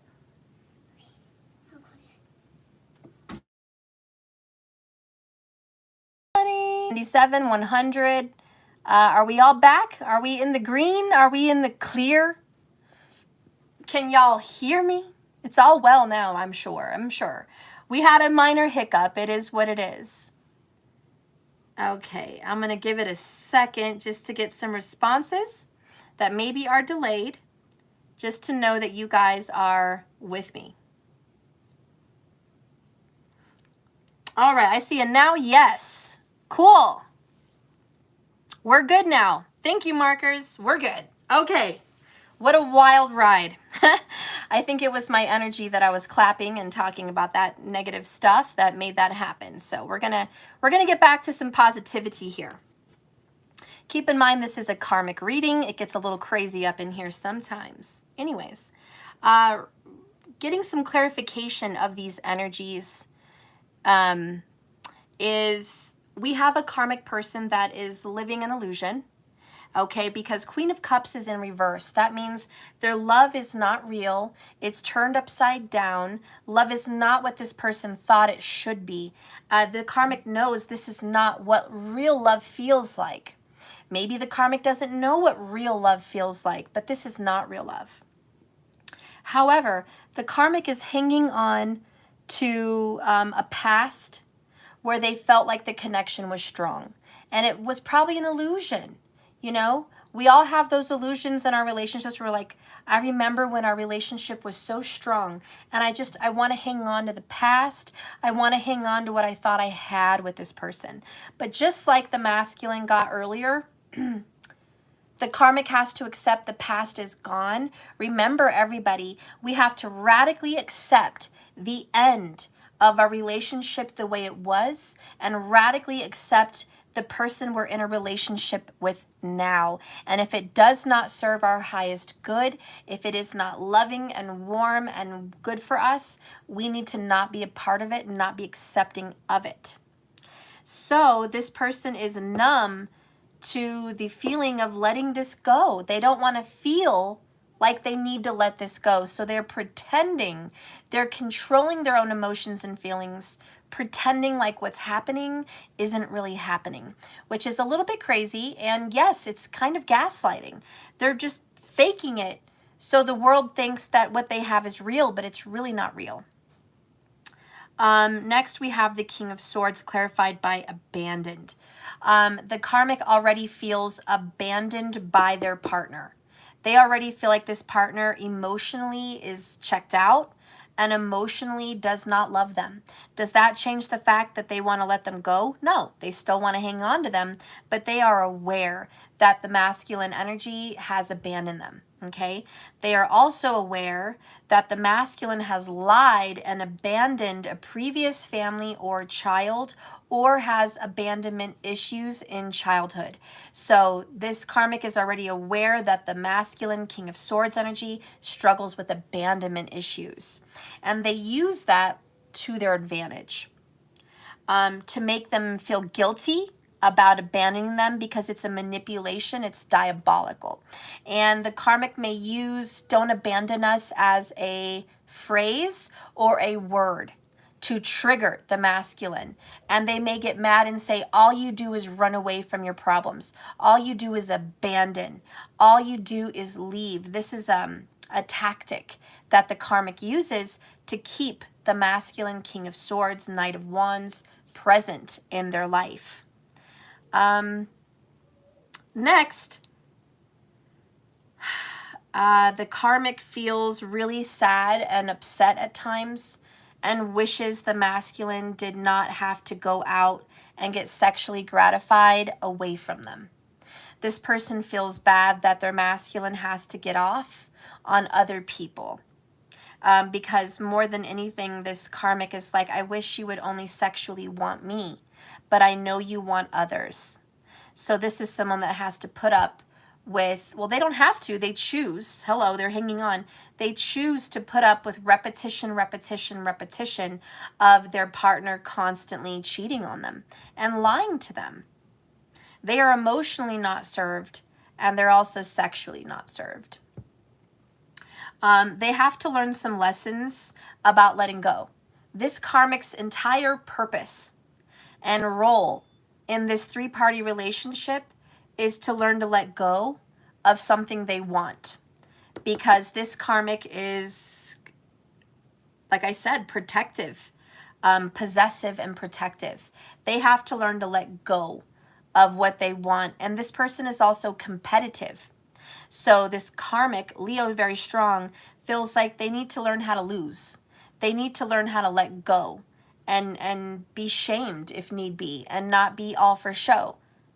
They need to learn to say, yeah, I lost that one. That didn't go well. That was an embarrassing relationship. That person didn't honor me. That person doesn't love me. That person actually loves somebody else. And I got caught up in the mix of this. My bad. You know, I love me enough to go. But they have to be mature enough and own that and get out. The next part here in the karmic only, not divine feminine, not divine masculine, karmic reading only, is I've got to go in a new direction and honor myself. So the karmic is working on getting their way out by recognizing their triggers and learning those lessons. So I do think as we move forward, the karmic is going to ease their way out of this relationship and begin to let go. That's what I see happening. They are going to return to their family, like mom, dad, brothers, sisters, someone that will comfort them, but they also have to leave the current family situation dynamic that they're in. This is why we have hermit and family. Virgo vibes, they may have a family with a Virgo, or they may be a Virgo with a family, whatever suits their boat, but they've got to leave the situation. Again, Leo vibes are very strong in this karmic reading also. So this person's like, I'm going to have to pull away from this family. So the karmic knows maybe this masculine has children that the karmic has come close to.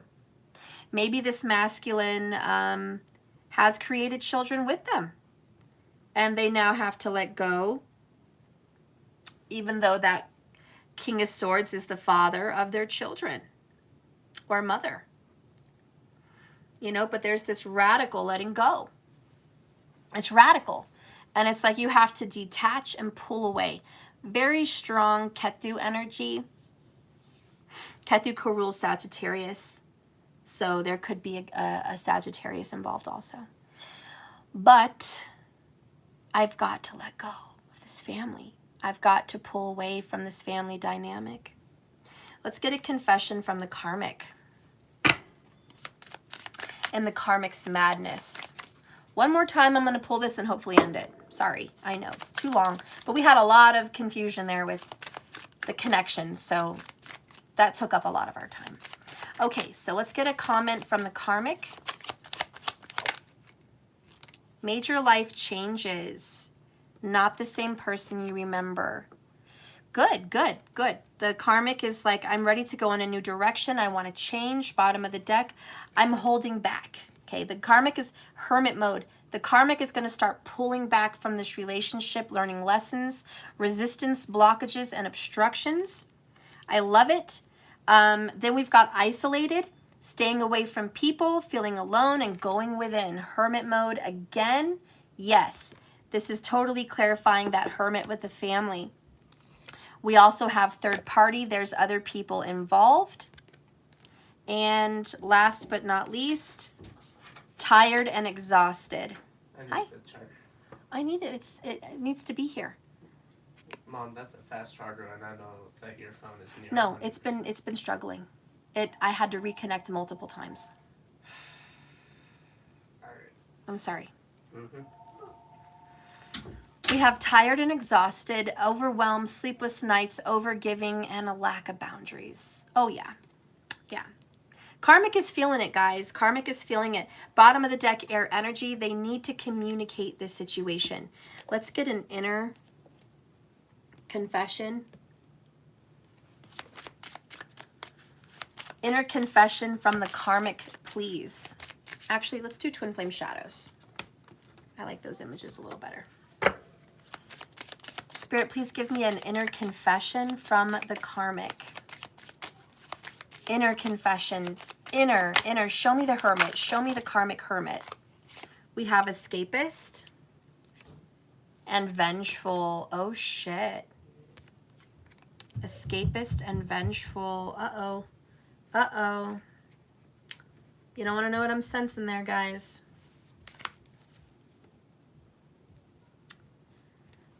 This karmic does a little bit of magic. I don't know if everybody's aware of it, but this karmic does a little bit of magic. They really do. You guys are going to have to counteract this person's magic. I don't usually warn you guys on that, but I'm going to warn you. This is what the fuck is going on. We have power. Before that, I saw fall. Where's fall? Look, I got judgmental and ruthless. I saw fall. I don't know where I put it, but I saw it. Anyways, I'm not going to bring it out, but fall had the candles. Then we've got this power card.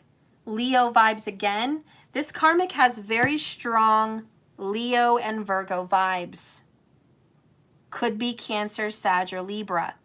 But I have very strong Virgo, Libra vibes. And very, very, very, very strong Leo. Very strong Leo. I'm not trying to scare people, and you have no reason to be scared. But I do think this karmic partakes in magic. Mom? Yeah. Apparently I have the nose of a dog. Why? Because I smelled not one, but two hot pockets. And I smelt it from all the way upstairs, downstairs, then back upstairs, and followed the scent. And then I see Mariah with two hot pockets. Well, actually, I didn't see her. She asked me a question on how many. I said 2, and she said, "Hey, yo." Yeah? Well, go make some hot pockets then. All right, then. Sorry, guys. Anyways, yes, back to what I was saying. I'm not trying to scare people, but I do think this karmic definitely partakes in magic. You're going to have to counteract that, okay? You're going to have to partake in some magic to combat this karmic's dark magic.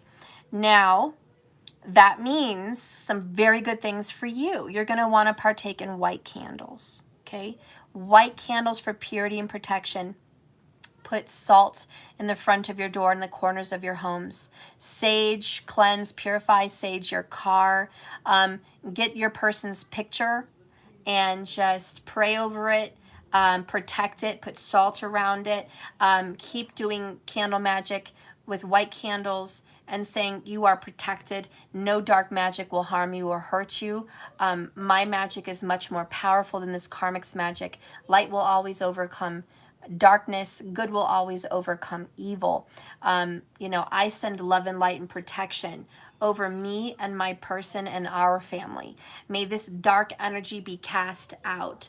May this vengeful energy be cast out. And whatever this vengeful dark magic is, may it be brought back to the sender. And you're going to do some send back spells, okay? Send back spells. Send back spells. You're going to repel and send it back. You guys need to be Bella from Twilight and fucking put your shield over your people. Because this dark karmic bitch is like that little girl in Twilight that can make people feel pain just by looking at them. That's what this bitch does. She just causes pain wherever she focuses it at.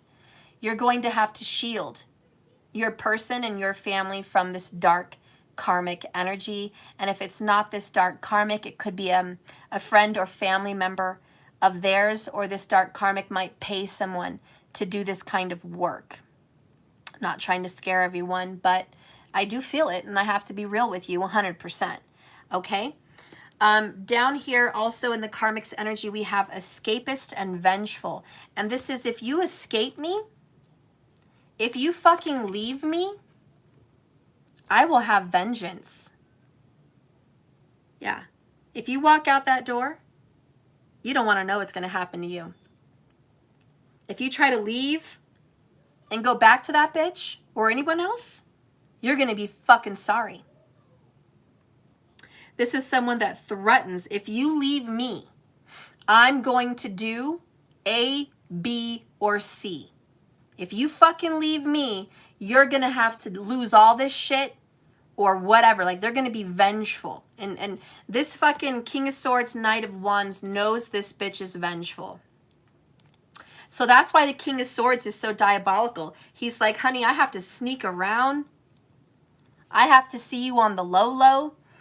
I have to do A, B, and C to be with you and sneak around with you because this fucking crazy karmic third party fucking is on my ass. This person's doing magic. This person's obsessed. This person's following me. This person's tracking me. This person's fucking checking my phone. This fucking person's psycho. It's fucking crazy quack. You don't understand how fucking vengeful this bitch is. Like, I have to play my cards right. I have to be smart. I have to be diabolical because this bitch is a whole nother level of psycho. And the masculine may actually be scared of this bitch. Fearful. Fearful of the dark bond that she's created with him. So there's some kind of fucking awakening on that shit. It's like I just got to see she is fucking crazy. She is one sandwich short of a picnic fucking crazy. Bottom of the deck. Yeah, well, we already got power. Okay, so we're moving on.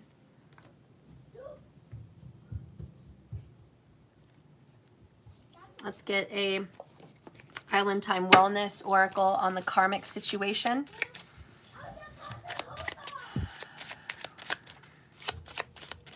Karmic situation, Spirit. Holy Spirit, guide me with the karmic situation.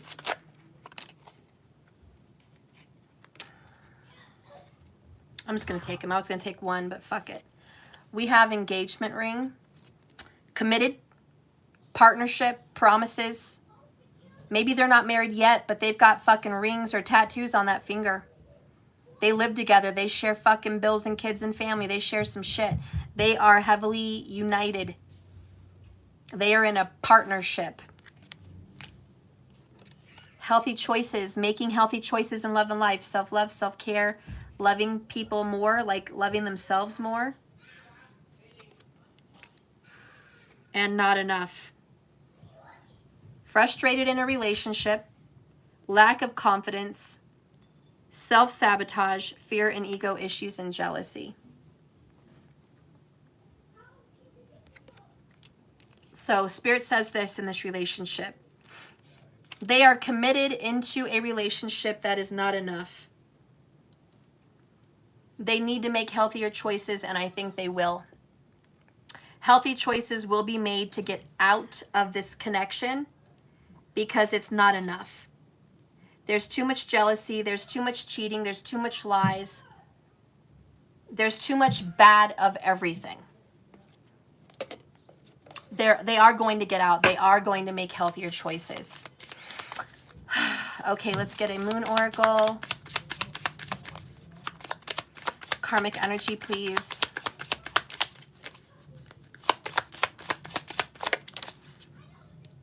We have obsession, honey. The karmic is obsessed. Obsessed. And she's looking at that light, but I feel like she's looking at his cell phone or her cell phone. It's like obsessed. They may be watching you right now. They may be obsessed. They may be just fucking psycho. 6 ways from Sunday, fucking psycho. They have no life. This karmic makes enough money, but not a lot. She can pay the bills, but she's not like going out on fucking cruises and vacations and going shopping at Gucci and Prada and fucking Fendi and going to fucking nice dinners and blah, blah, blah. You know, she ain't making it like that. Ain't no Mercedes over here. She may have a nice white Kia or maybe a Honda Civic with some black rims, but that's it. Ain't no fucking hot rod over here, okay? None of that. And that shit's probably on lease or payment. That shit's not paid off. You know what I'm saying? This person does not have it in the bank. You see, the masculine and the feminine, it's paid off. I know the feminine has her shit paid off. But this fucking one, no. And she's just obsessed, wanting what other people have. Bottom of the deck is gilded regret. They regret being obsessed. 9 of Swords. They regret being addicted. Addicted. I'm sorry, but they're probably dick whooped also. Could be. This person got done real good and was like, oh, I'm fucking dick whooped. I'm motherfucking dick whooped. Let's get a message for the karmic connection, please. Message for the karmic connection. Give me a message for the karmic connection, please. Message for the karmic connection. Give me a message for the karmic connection. Give me a message for the karmic connection.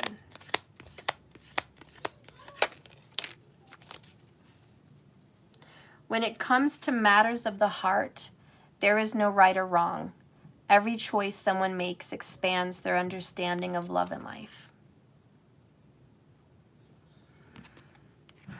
Whether you guys want to accept it or not, this karmic had a fucking purpose. She, at the very least, or he, was showing major lessons to your divine masculine and to you.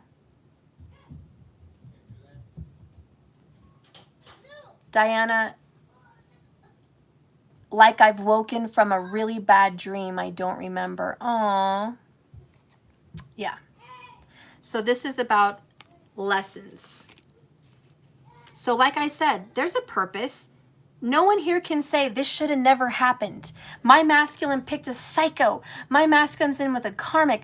They should have never done this. They should have been with me. They should have blah, blah, blah. You know what I'm saying? That doesn't work. It doesn't work. This was supposed to happen. Period. She or he served a beautiful purpose. 1, they triggered your person to fucking get their head out of their ass. B, or number 2, they triggered you to use your spiritual gifts of divination for protection, for love, and for light. 3, they've shown all of you your path. That this is not it. If they weren't here, your masculine wouldn't know shit, and you wouldn't know shit. Both of you should be thanking this fucking crazy bitch or asshole.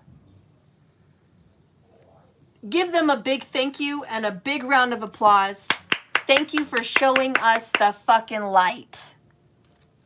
Thank you for your dark energy. We are all soul family, even your karmic. Keep in mind, you project your reality. This is a part of you. This karmic is deep down in your shadows and is a reflection of your inner reality and is showing out in your 3D reality. This karmic is a part of your manifestation. You manifested this karmic. Thank this karmic, love this karmic, release this karmic. Thank you for your purpose. Thank you for your lesson. And you are going to use your powers for better. And believe me, you're going to combat this darkness.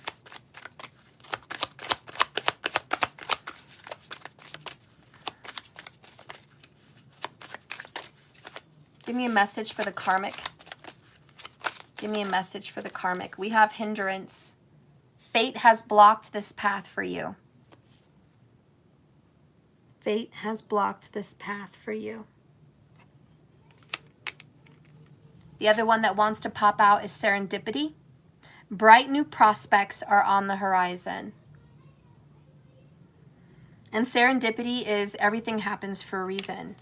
And remember, the karmic is recognizing their triggers. And they're tired and exhausted and overwhelmed from this third party shit anyways. They know they deserve the best and better than this. And they do want to trust in love. And this love with the King of Swords in reverse, they know for a fact they can't trust. So, this new direction, let's see where the karmic is headed. New direction. There's a lot of holding back and pulling back and getting out of this connection. Believe me, you're going to start seeing signs that the karmic is going to pull back, reverse, get the fuck out of this situation. But you have to project that, speak it into your reality. Say it right now with me. The karmic is leaving the relationship they're in right now. My karmic energy is seeing the wrongs and packing their shit and getting the fuck out so they can go get better. Never wish your karmic harm. Never wish your karmic bad. That comes back to you. Always send them off with love. I now release my karmic lesson, because that's what they are, with love and light, and may this karmic find prosperity and happiness and joy and love elsewhere. This karmic is no longer needed in my life or my situation or in my projection. The karmic is gone. You have to project that and own it and speak it into your life right now. This karmic is done. This karmic is gone. We've learned our lesson. Fate has blocked a path for the karmic. The karmic can no longer hang on to my divine. No more. Baby steps is the answer for your karmic. It's not going to all happen at once. It's going to start happening. Oh, wow. You're never going to believe. You're never going to believe what's at the bottom of this fucking deck. Are you ready for this? Who claimed it, first of all? Who claimed karmic be gone? Karmic is gone. Karmic is gone. Karmic is gone. Karmic is fucking gone. Because bottom of the deck is number 17, which is the star card, Major Arcana, the light after the tower, the sun after the storm. Baggage be gone is what's at the bottom of the deck. Baggage be gone.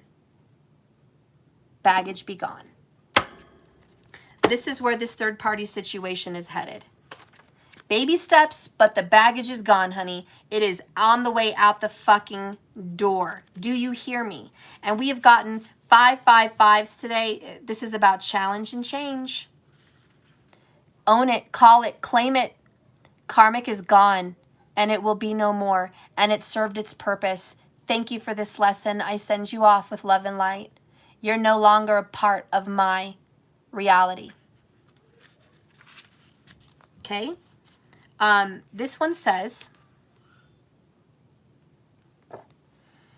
everything is baby powder fresh right now. It's brand new. It's exciting. And of course, you're not quite sure how it's going to work out. You're not supposed to. So it would ruin the surprise. It's a good surprise, but go ahead, take that next step. All great quests have got to begin somewhere. This is also on page number 5, ironically. Now we're going to read Baggage Be Gone for the karmic. Come on now. Aren't you tired of being stooped over from all that emotional baggage from the King of Swords? The thing is, it all happened yesterday. This is now. And with the flick of your powerful, energetic finger, karmic, you can send that old-ass baggage overboard elsewhere, into the drink. It is high time to fly free. Let go, my friend. Fly free and let go. And that is confirming that nostalgia that they're hanging on to with the strength card. Literally power and strength. They are hanging on so fucking, they were hanging on so fucking tight to this shit. And it's no more, honey. It's no more. Baggage be gone. Thank you for your purpose. You served it. Ted, you said you want all this bad to happen to your karmic. Ted, you're a few steps behind then. You got to get with it, buddy. You got to get into the program. You're not going to receive good if that's how you're feeling. You're going to have to shift your reality and your projection. You're going to have to shift how you think about that third party. Because Ted, if you are focused on the third party will always be here. If you don't claim love and light and release from the third party will be there. If you hang on to anger, grudges, anything, resentfulness towards the karmic, that karmic will be there. They're going to be there till you're ready to release it, Ted. So I'm telling you, as your friend and as a light worker here and possibly a coach for you, let it go. Let it go and release them, because the longer you hang on to that third party, the longer they're going to stick around. Okay? You don't want them to stick around. You want this fucking gone. Then do the work. I love you, that's why I say it. Okay? I love you, and that's why I say it. This is not a healthy relationship. It's not enough. And the karmic knows it. They are frustrated in a relationship. Frustrated. It's never going to be what they want it to be, and it never will be, because it's karmic. So they're going to get out. They just got to get away from being addicted and obsessed. Okay? They did get that devil card. So they're working their way out. They're awakening. This is already gone. You guys have to claim it. Remember, the karmic is only a projection of your reality. Speak it. They're not part of my reality. What karmic? I don't have a karmic anymore. I used to, but I don't anymore. They had major life changes and they moved the fuck on. When you talk about the karmic, you say, well, I had quite the lesson from the karmic. Boy, did I learn a lesson from the karmic. They came in and they showed me what I needed to know. They came in and they showed my person what they needed to know. They served their purpose. You know, it was fucking hard, but they were tough on us. They were a tough teacher. That karmic was a tough fucking teacher. But she's gone, or he's gone, and we're free now. We're learning our own other path lessons. We're moving on to greener pastures. We are done with that karmic lesson. That's what you have to start speaking when you talk about the karmic. When someone says, how's that third-party karmic situation going? I don't have a third-party karmic situation. I used to. I don't anymore. Speak it like it's in the past. And leave it there. Leave it there.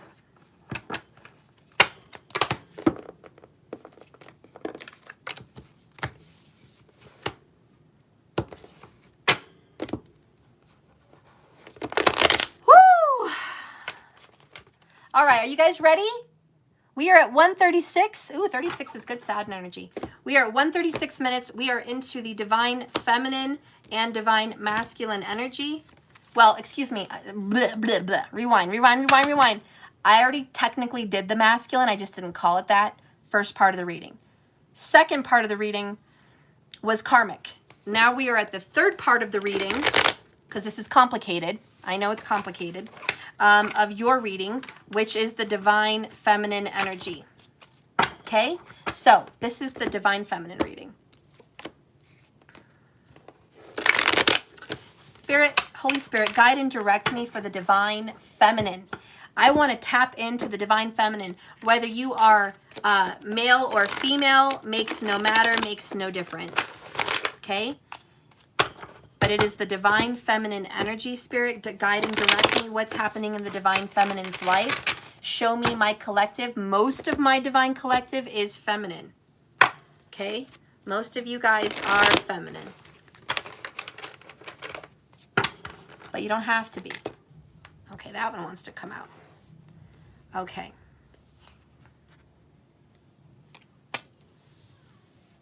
Wait, why am I doing reverse? I mean, upside down. Okay, so we're starting out with 3 of Cups, Temperance,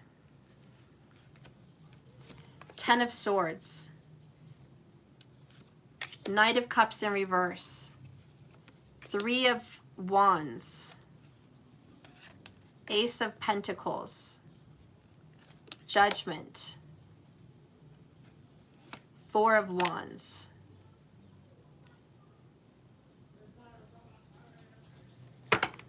Bottom of the deck is 6 of Wands in reverse. This is humiliation. You as a divine feminine have been absolutely humiliated. 121, 121. Thanks for the likes, guys, in this video. You've been rightfully so humiliated, publicly humiliated in this relationship.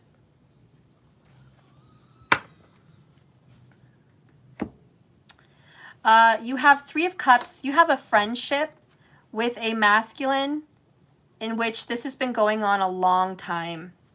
But they have been denying you your love. Knight of Cups in reverse. This masculine has been playing the friend but not the lover. And it feels like some of you guys want more than this friendship. And you feel like you are soulmates with the Temperance card. You are absolutely soulmates with this person, yet they continue to treat you as if you were a friend. And this is killing you. This is backstabbing you. This is ridicule, humiliation. You're just like, I am so much more than this fucking friend.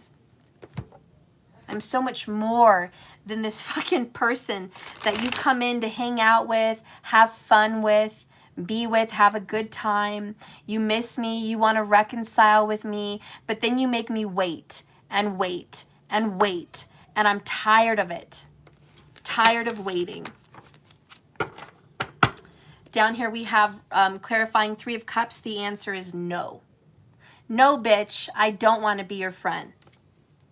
No, bitch, I don't want to reconcile again and go through a cycle again with you like this. Next card, the signs are telling you all kinds of synchronicities. This is your soulmate. This is your twin. There is divine intervention showing you things like 1111, 121, 121, 144, 33, 1111, 1113, you know, stuff like that. 1313. Like you're seeing symbols everywhere. Their name, songs, weird things that happen, TVs that turn on out of nowhere and it's like your guys' favorite movie, or just all kinds of shit. Dreams, feelings, you name it. These are all signs from the universe. And you're like, I know we are more than fucking friends. This is stupid. 10 of Swords, Ace of Cups, a love offer. You've offered your fucking cup to this person. You fucking offered it. You're like, here it is. Silver platter, bitch. It's like literally a silver cup. Or is it glass? I don't fucking know. But you're like, here, bitch. Take my cup. Take my cup, bitch. It's here. Bitch, look. Look. What the fuck is this fucking cup? I mean, you've about had it. That's the 10 of Swords. You're like, fucking A. How many times am I going to offer my cup and it be denied? Cup runneth over and you fucking deny me, bitch. The next one, clarifying Knight of Cups in reverse, is union. And under the full moon, there you are, reuniting with your lover. It's like you guys go in cycles of the moon. This is Cancer energy. So we've got Cancer, Sagittarius, Pisces, Leo. Yeah, Cancer, Sagittarius, Pisces, Leo. And you're just like, look at this.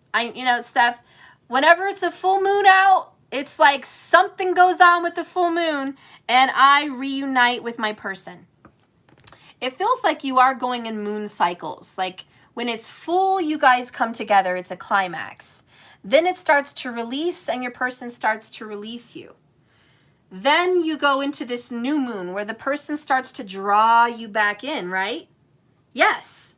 And then you're drawn back into this person and you start seeing each other and doing stuff and being reunited. And then boom, there's the full moon and you're in union again. But then shortly after, boom, there's the release. There is this very weird moon cycle with you guys. If you're in this fucked up moon cycle, you should start doing some moon candle rituals. Combat this cycle that is in your head.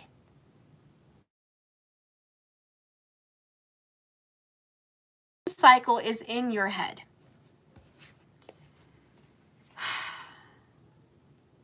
You expect a rebirth of this. You're like, there's going to be a rebirth, Steph. Springtime, maybe you expected a rebirth. This might have been about 3 weeks ago with the wands of expectation.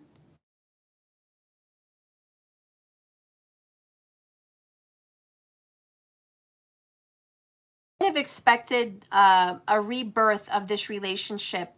Like you saw it going somewhere. This was about 3 weeks ago. I feel like, look, 555, 144.04. Look at that. 555 on the clock, 144.4 seconds on the clock on my thing. And I just got a call from a number that had 666. Synchronicities out the yin yang just now. So, and then we've got 3. So, wands are the springtime.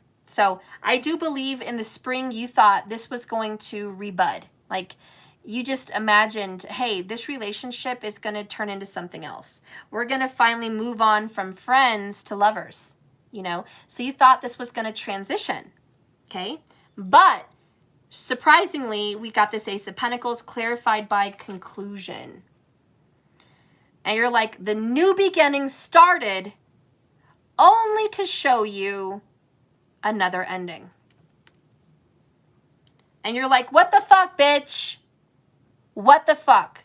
We get together, climax, I offer you my love, you shoot it down, we have a union, but you really don't want to offer me love. I think we're going to get it. And we finally have the opportunity for a new beginning, and you shoot it down. With Judgment card here, it's clarified by surrender. And you're like, fuck it. I give up. What am I doing wrong? Where am I going wrong? How am I fucking myself in my own ass? Tell me. So you're like, universe, I'm tired of the tease. I'm tired of jerking me around, okay? I'm tired of it. If you want to fucking take this relationship to the next level, fucking take it. I'm done. Saggy's fucking energy everywhere. Pisces, just fucking take it, release, let it go. Freedom, bye, bitch. Then we've got the 5th dimension under the 4 of Wands. And you're like, we're already at union energetically? I don't know why we're not in union in the 3D. Bottom of the deck is big dreams. Hawaii vibes. Hang loose, Hawaiians. Return. It's like, by the next full moon, bitch, he's coming back. This is so weird. Fall. It's that fucking magic. You guys know this fucking dude is returning. And you're like, here we go again. We're getting up to that full moon, bitch. He's there again. He's there again, Steph. What am I gonna do? What is this? Swan Lake? Like every time it's a full moon and you're on the lake, you fucking turn into a human? What is going on? Seriously. You're like, Steph, I can't. I won't. You're ready to give up. You guys are like, fucking cash it in, honey. Cash it in. 10 of Swords, done. This goose is cooked. I just can't fucking deal with this anymore. The answer is no, bitch. I don't want to do this again. I don't want to go through another fucking cycle with you again. The answer is fucking no. I am sick of this, and I'm sick of fucking waiting, and I'm sick of fucking offering shit, and there's no offer. Ugh. Bleh. So you're ready to just kind of stop trying, honestly. Which is good, because we're going to get to that. 126, 126. Thanks for the likes, guys. I love you. Yeah, you're like, you know what? I'm going to stop being an idiot right about now. Okay? Conclusion. I'll just close the door on this little new beginning that I thought I was going to have, because it's repetition, repetition, repetition, judgment. It's a repeat of the past. Is this person going to come back in my life? Probably. But I'm not going to give it the energy I was giving it. And, excuse me, don't do magic. I do magic. I love magic. Magic is bomb. If you don't like magic because you have a fear of it, or there's a fucking issue with you about it, that's your own qualm and how you project and feel about magic. I don't feel that way. And I've been doing magic for decades, and honey, I've never been sick from doing magic.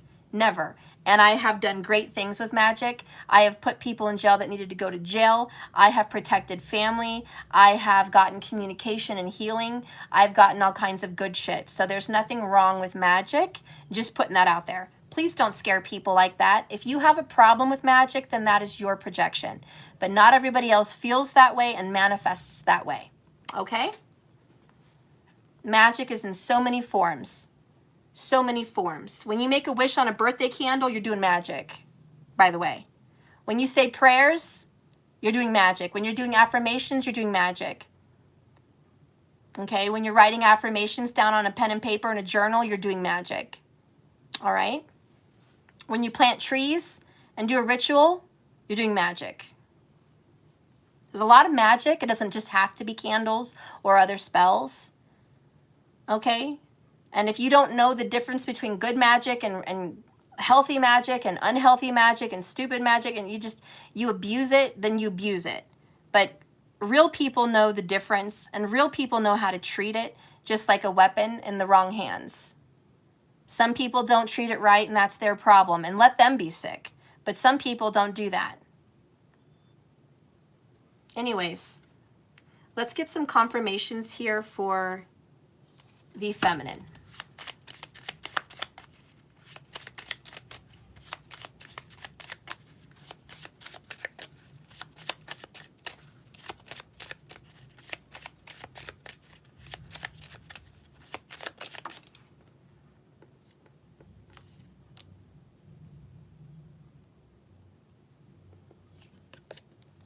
So the feminine is tired of being stabbed in the back.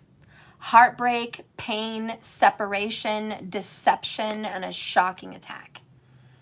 Feminine, you are sick to death of this. This is why you guys have the Ten of Swords. You feel all alone. You have a very strange connection to the moon. So the moon rules Cancer and Venus, Taurus. Well, it's exalted in Taurus, so you guys could be a Cancer or a Taurus. But you are absolutely exhausted. Done. Tired. Publicly ridiculed. I see something popping out. You have divorce. You feel abandoned and divorced, and wrongfully so, by your person.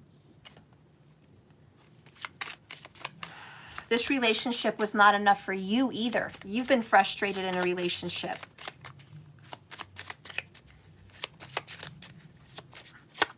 Divine Feminine, please.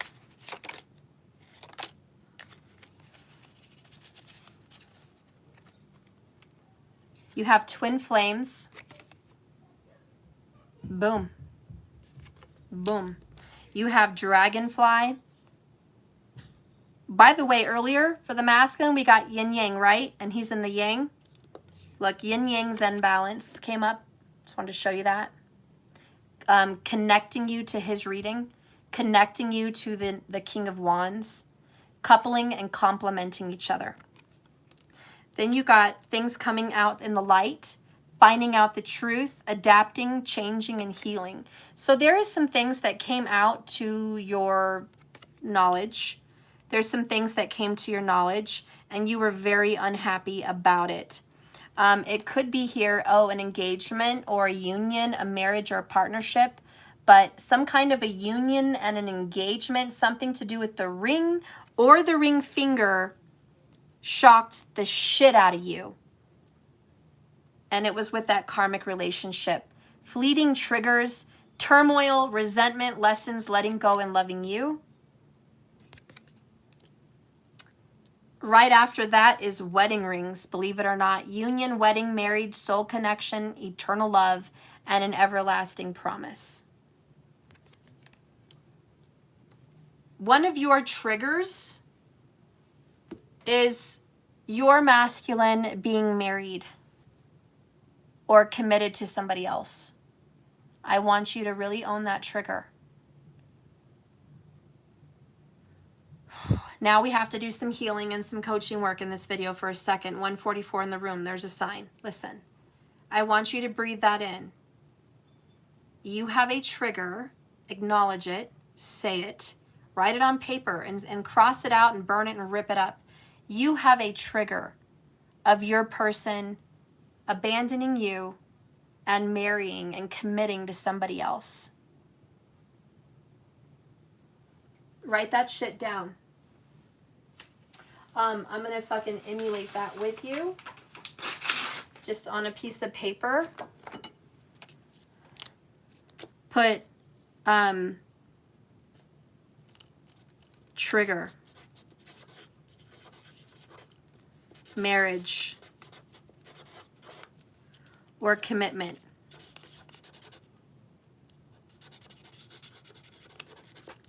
Other. Third party. Okay? You write that shit down. That is your fucking trigger. I want you to look at that bitch and be like, fuck you. Fuck you. I am not going to be triggered by something like that. Why is that a big deal? Is that a projection in the 3D reality? Yes. Does it mean anything? Does it have any weight? You think it does. You have a belief system that you believe that marriage and commitment is so important. Why? Where does that come from? Your grandparents? Religion? What? Just society. How about society? Marriage and union is important. It validates. It validates someone. Where does your anger come from that? Did your parents divorce? Were you heartbroken because your parents divorced and you wanted them to stay married? They didn't honor their commitment and you feel stolen and robbed from. There's where it stems from. Did it stem from your marriage falling apart?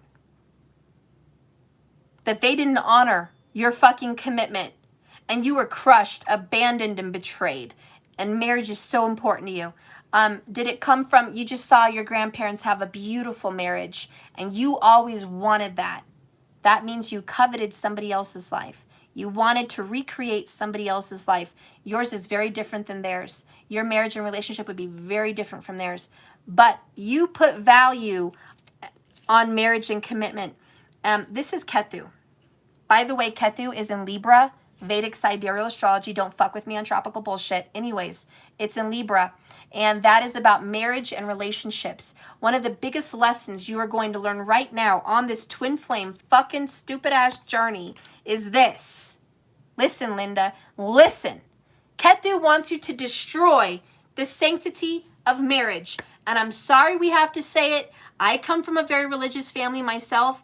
I understand the sanctity of marriage. But nonetheless, Ketu, the south node of the moon, the eclipse, wants you to disregard the sanctity and importance of rings and marriage. It's a trigger. There is something much more powerful than marriage, my friends.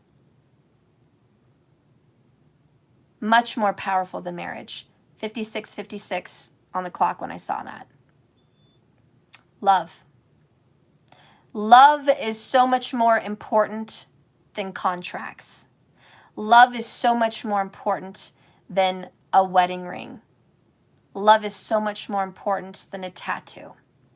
If you are seeing triggers of your third party committing, giving rings, marriage, or tattoos there, markers, just markers of commitment. If you are seeing markers of commitment with your projection of your person in your reality, it is your trigger. I want you to say, fuck that bitch, and rip that trigger up. Commitment and marriage doesn't mean shit to me. And even when it's fucking hard as fuck, I'm gonna bite that shit. Ugh, bite that shit. Okay? When it's hard as fuck to rip, fuck that shit and burn that bitch to the ground. Fuck you and fuck that. And fuck that trigger in the ass. Sorry, guys, I don't mean to be a psycho about it. But fuck that trigger in the ass, guys. I'm sorry. Fuck you. This is your trigger, and you need to get rid of it. And my poor kids, who knows what they've heard? Who knows? We're done. We're done with that stupid ass trigger. You have to be the captain of your ship. You are at the helm of your fucking projected reality. You're the captain. You're running the helm right now. Hi. He's reminding me to watch my words. Anyways, this is your ship, bitch. You can see your way out, third party. There is some enlightenment that triggered you. Let's just say your person got married, moved in, got engaged, had a tattoo, had a baby, had 10 babies. Who gives a flying fuck? Don't let that third party karmic skank ass, fuck ass bitch scare you and trigger you into feeling less than when you know for a fact, 100, I'm gonna, 1 motherfucking 100%, you know 100 that your motherfucking twin flame loves your ass. Done, point blank, period. We're done here, okay? You don't need to worry about these triggers. Don't worry about them. You are 100. He or she is into you 100, but I know marriage is a trigger for you because this shit came up. Union, marriage. There's something about that that's a trigger. Surrender the trigger, complete your karma, do what Kethu is asking you to do tonight in Libra. Vedic sidereal. I don't fuck with that tropical bullshit right now, okay? Do what he's trying to tell you to do in Libra. Kethu, the south node of the moon, is the scathe, the knife, the separation. He comes to tear apart, rip, sever, cut. In fact, he represents a bundle of roots tied together. Roots. Why are they roots? Because roots go deep into the ground. They represent your ancestors. They represent your deep-seated rooted beliefs. They represent your security, your home, your children, your marriage, your family. Kethu represents your past. Everything you feel very comfortable with. He represents your home, your bed, your comfort. He is your comfort zone. You understand? He also represents the fucking knife that comes in to cut all that shit off. All of it. Your job, your family, your marriage, your fucking everything. I know. You want to fuck with Kethu? Act like you don't love anything. Act like you're not attached to anything, even though he already knows. But you kind of have to detach from things emotionally so he won't cut them out of your life. Because anything you value so dear, he will cut. He's that bitch. He is that bitch. He is malefic, but also in some sick way a blessing because he frees you from what traps you. He frees you from it. He liberates you. He is the liberation. And you know, Kethu is death. Basically, He's the death of what you love.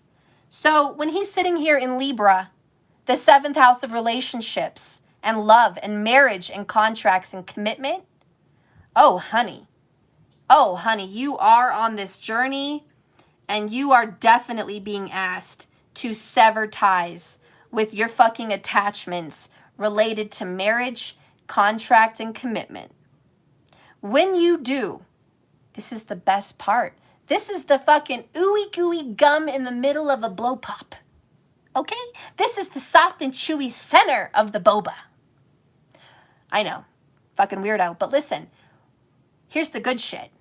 Once you do let go, like literally, actually, you don't fucking fake it, but when you actually let go and heal from that shit, he gives it to you. That bitch, that fucking, god damn, Kethu's a bitch. I just want to, jeez, man. I love him, but I hate him. Yeah. We have a love-hate relationship. Me and the planets have a love-hate relationship. I'm going to calm down now. I had a spasm. My back is tripping too. Woosah, woosah, woosah. I'm good now. I'm good.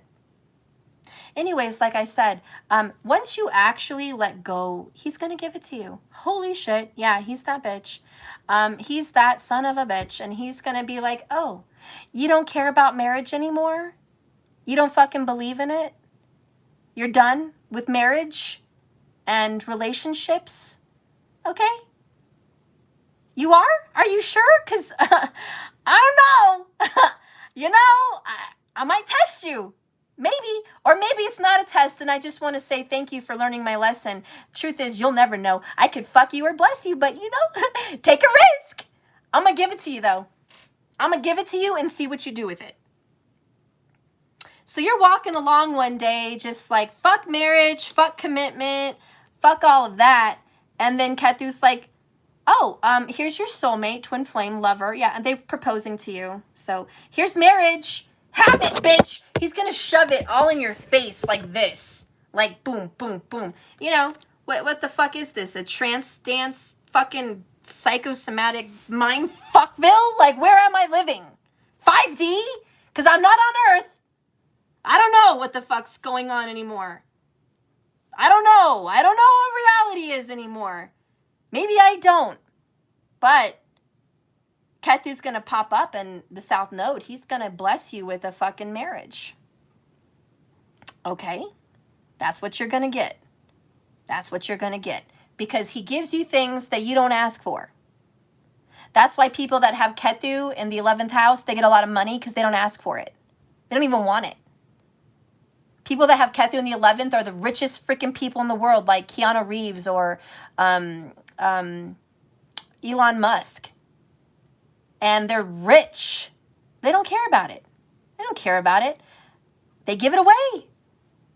They give that shit away. It comes easy to them. Wherever your Kethu South Node is in your chart, it comes easy to you. Easy, easy, easy, easy, easy, easy. You don't ask. It just comes. So check your Kethu, okay? Because he represents your soul and your past life and your gifts. But he also, in this life, 166 on the clock, represents the karmic things that you need to detach from. He's going to help you let go of them. So he blesses you and then he helps you let go. I know, he's that bitch. But you're going through a karmic lesson about marriage.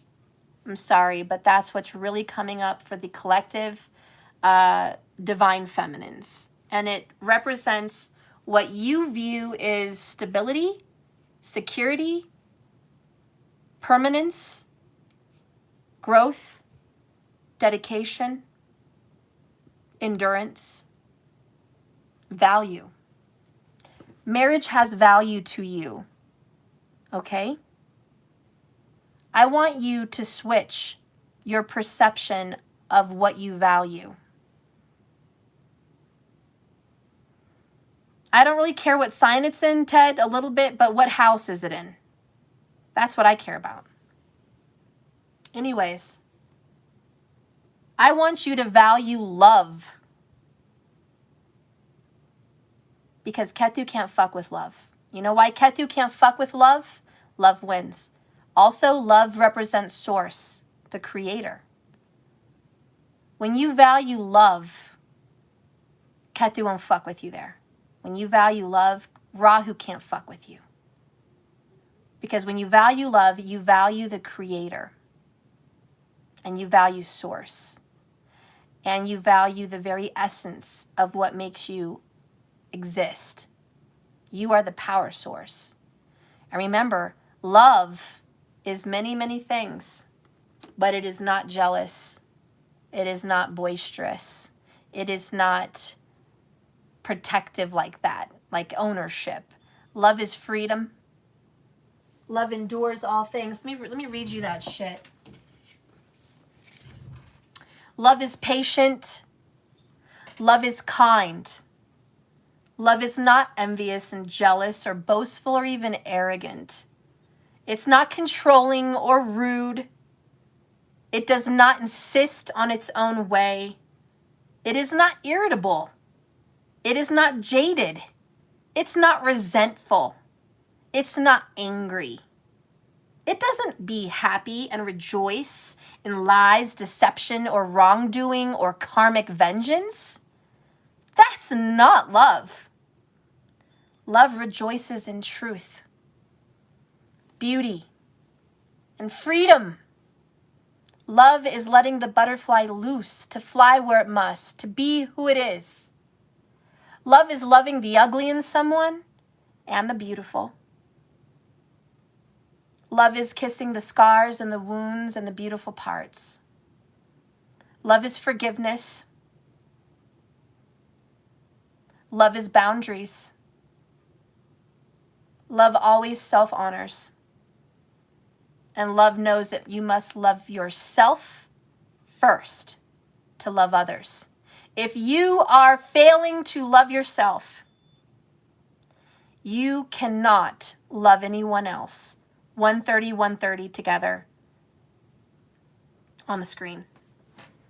If you do not love yourself, my friends, enough to take care of your teeth, your body, your health, your heart, your home, your job, your purpose, your passion, your creativity, your charisma, your spirit, your light, if you don't love yourself enough to take your ass out of a not enough situation, to respect yourself in a love situation, if you cannot do that for you, honey, you are not even close to ready to love another person. You fucking know that. Love bears all things, even the bullshit. You come on my channel with your whack-ass comments and you say, I'm done, I have enough, I'm over it, fuck this, fuck that, I'm on my own, I want to be single, I'm fucking done, I'm done, I'm done, I'm done.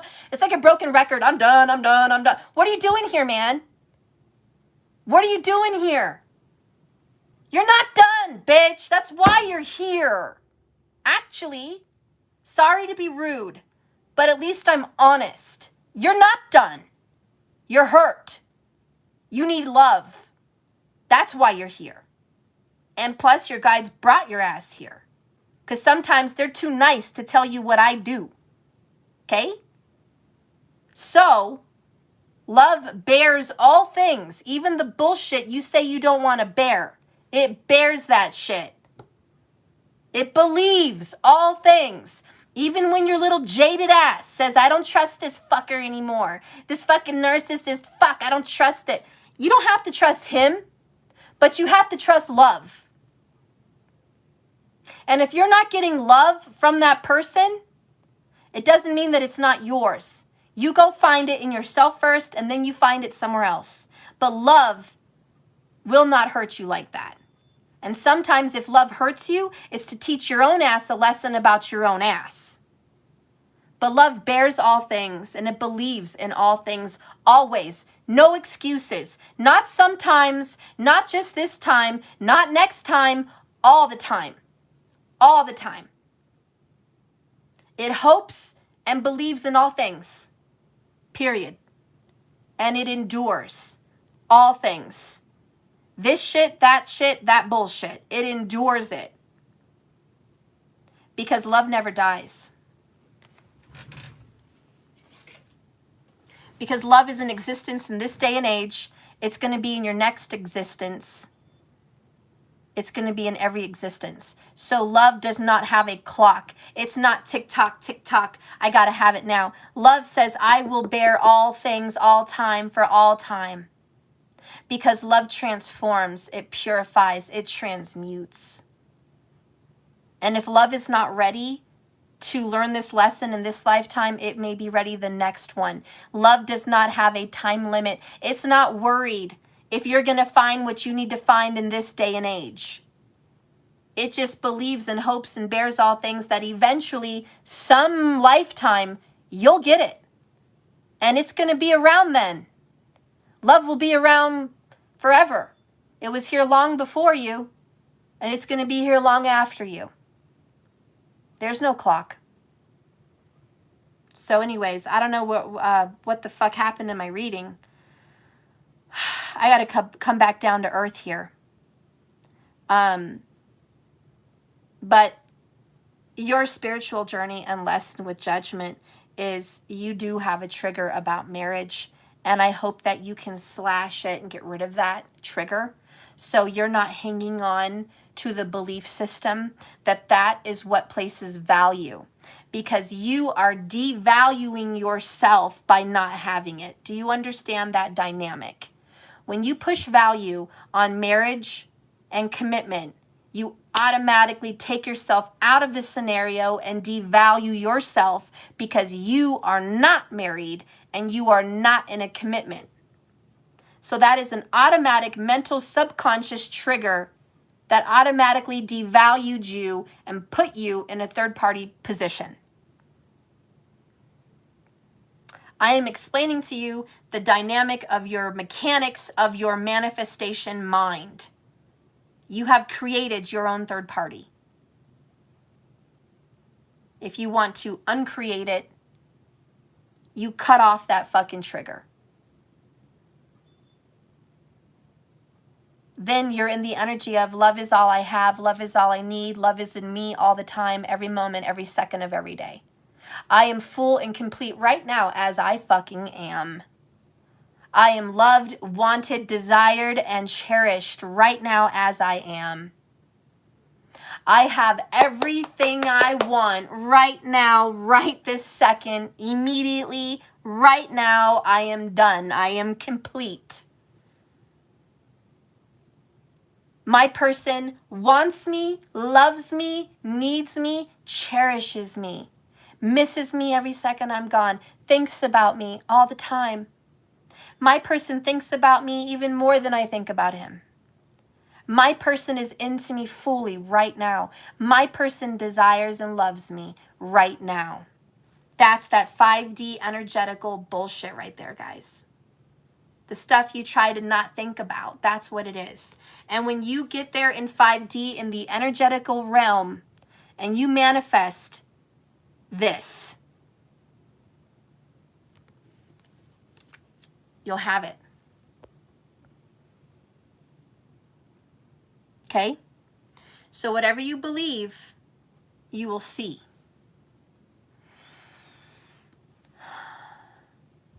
I know it sounds crazy and some people are like, how can I manifest something like that? You just need to get there. I don't know how you're going to get there. I don't know what fucking shroom you need to pop down your mouth. I don't know what meditation practice you need to join. I don't know if you need to go into Kriya Yoga or travel to fucking some far off distant place, or you need to have a life or death experience, or you need to have a major wake-up call or a divine intervention or an angel flapping through your room. I don't know what you need to get that, but I hope you find it. I hope you get it, because that's what's really going on. Let's get a message about what's coming up for you as a divine feminine on this journey.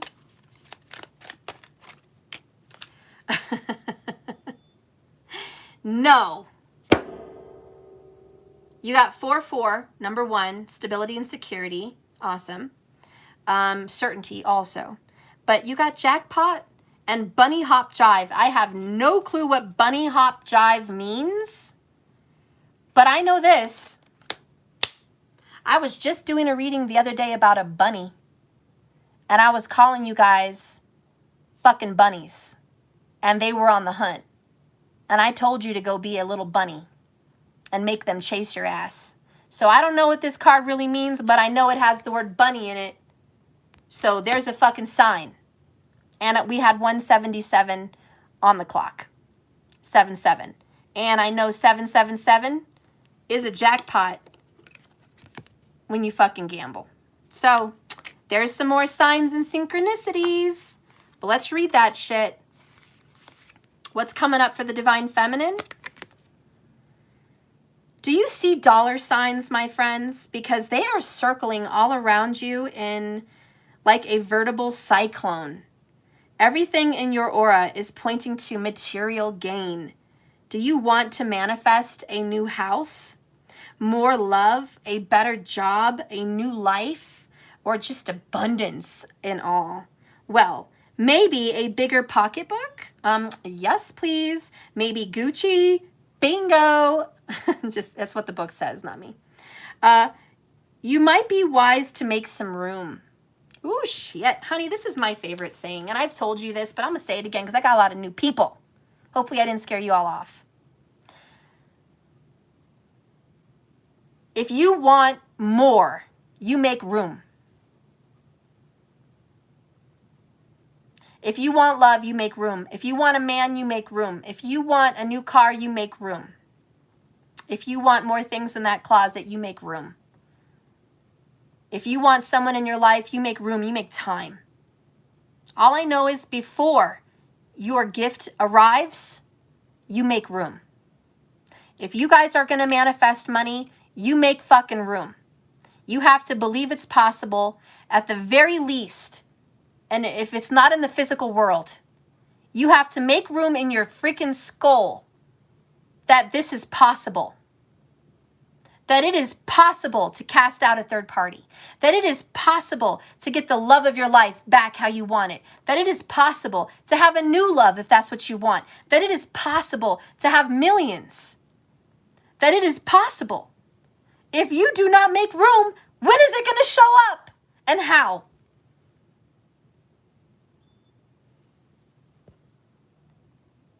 Dorothy, are you sure kind of bitter sounding? Doritha, you're projecting your own bitterness. You're bitter and you're trying to pretend you're not bitter. So you're pointing out other people's so-called bitterness, which therefore is a projection of your bitterness that you still hang on to from some point. And when you have a breakdown about your relationship, when it's too much for you to bear, you get angry and you cry and you ask why it happened to you. And that, my friend, is the bitterness that you need to release. If you do not have bitterness in your heart, you're not going to see bitterness in the world. Okay? So remember that. Let's go ahead into Bunny Hop Jive.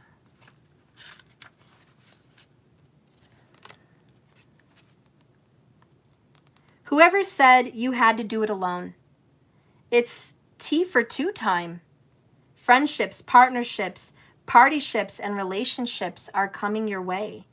It's time to join hands and do it so with your sisters and brothers and lovers. Togetherness brings miracles now. Oh my gosh. Wow. Divine Feminine, you are moving into a relationship, honey. Jackpot. Relationship. 4 of Wands in the end result. If you believe it in 5D, it's going to show up in 3D. Okay? 5D equals 3D. Okay? You are going to have that union and that relationship. Don't close the door on this new beginning just yet. Okay? Don't close the door on it just yet. This is coming. Remember, under big dreams, under big manifestation, under big dreams comes the return. Do not forget that. That's coming up for you. Deal with your triggers. Let's see what else we have going on. Let's get the energy oracles. Wow, money and love coming up for the feminine. I'm digging it. I'm digging it a lot. Show me, let this cards be our guide. What is the divine feminine calling in, conjuring in? What is she getting? What is she getting? Okay, well.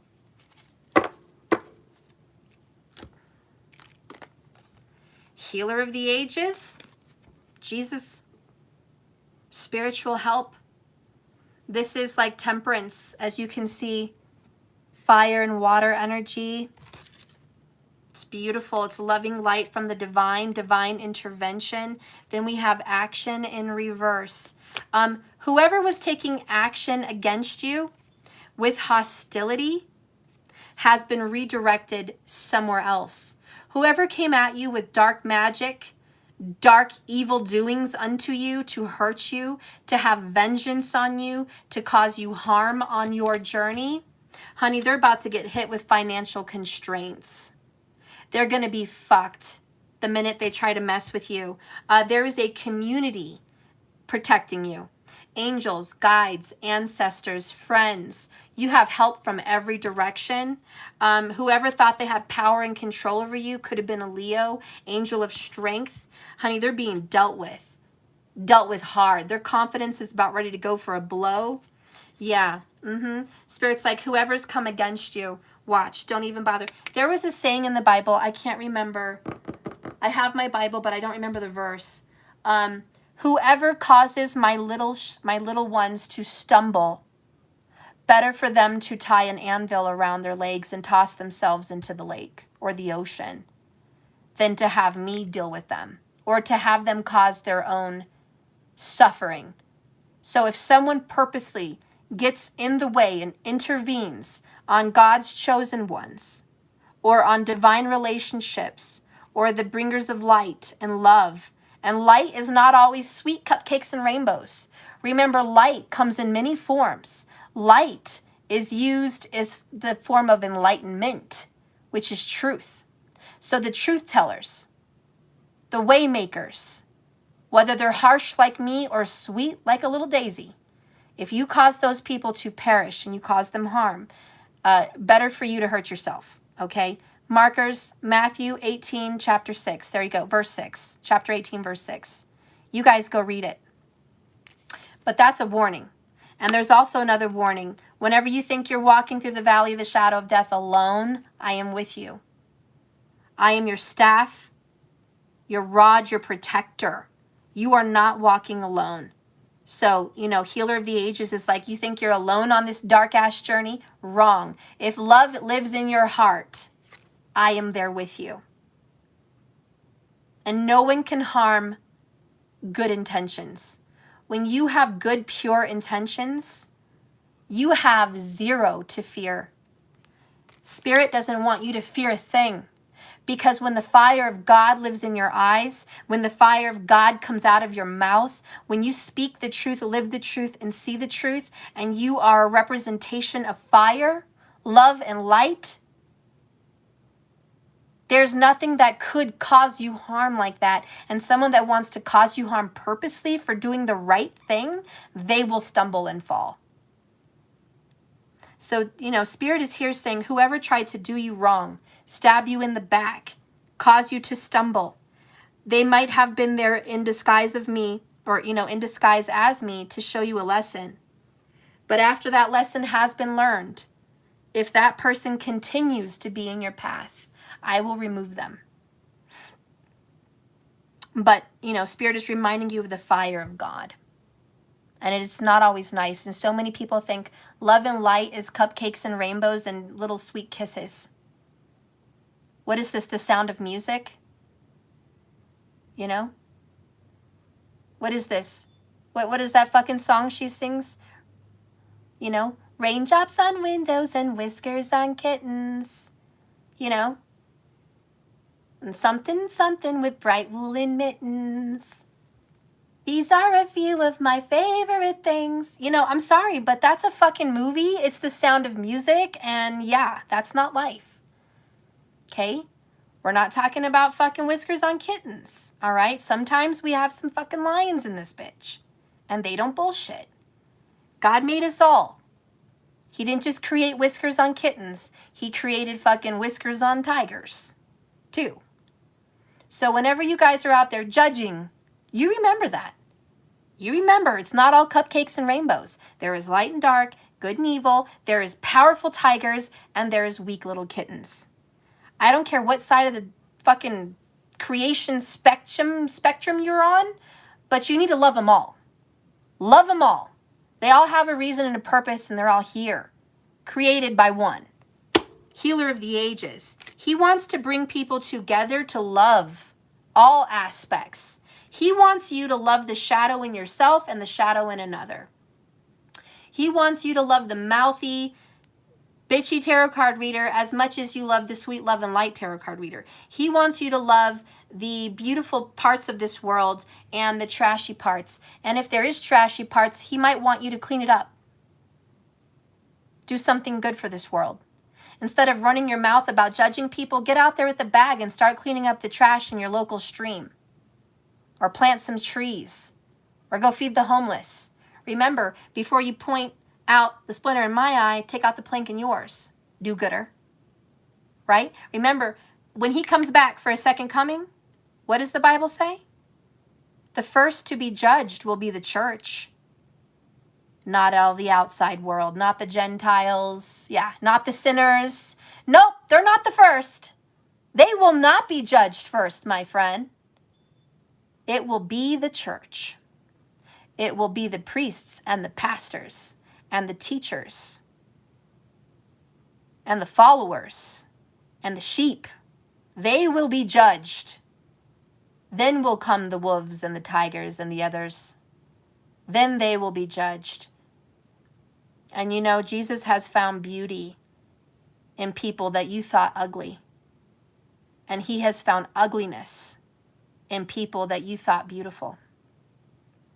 So watch your ass. Check yourself before you wreck yourself. He didn't pick the cream of the crop to be his teachers. He picked sinners, prostitutes, tax collectors, hypocrites, thieves. Those were the people he picked to do his work. So the next time light workers want to judge, you remember that lesson. You remember it. Anyways, I'm going to read. Enough of my mouth.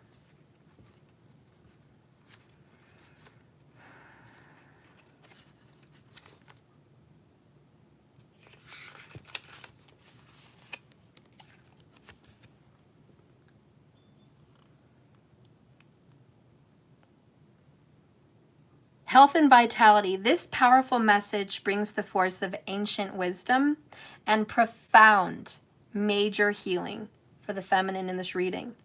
The light of the divine consciousness pours from his hands and his heart, from all his suffering that he has endured to all the love that he's transmuted from it.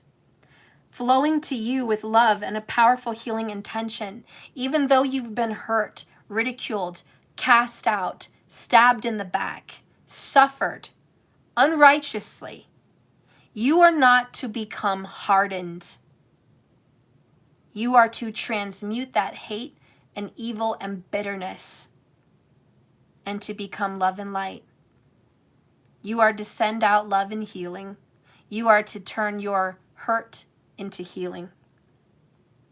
This amazing person and this entity is here with us now, bringing us resolution to a physically, mentally, and emotionally fucked situation. He is trying to help unblock this stuck energy and revitalize your life force. You may have felt this strong presence lately, or you may just be opening up right now to this new sensation of love and forgiveness and healing and power. But you can call upon this emissary, Jesus, of miraculous transformation, whenever you need vitality, balance, renewal, or a wake-up call. Know that at the deepest level, a very important healing is taking place. And I think you're getting your power back because he's coming within you. He's showing you how to love. He's showing you how to love the karmic. He's showing you how to love yourself. And he's showing you how to love your divine partner. Because let's be real, we haven't been doing it right, or we all wouldn't be here. It's a wake-up call, judgment for all of us. It's a lesson much needed to be learned. To know thyself is to know God. To love thyself is to love God. Cherish your body, your soul, and your mind. Boundaries are not to hurt others. They're to love yourself. You're important too.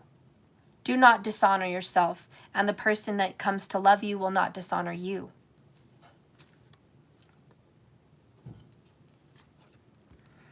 So when you get this card action in reverse, action is the accelerant that ignites your desires. But when this card is reversed, sometimes you can find that something is missing in your determination or your follow-through. There's a piece of the puzzle perhaps you've been looking for, and you've been engaging in more wishful thinking than actual consistent effort. It's nice to wish something away. It's nice to wish something to happen. It's nice to affirm and believe. But have you been doing the work? The real work. Yeah, that one.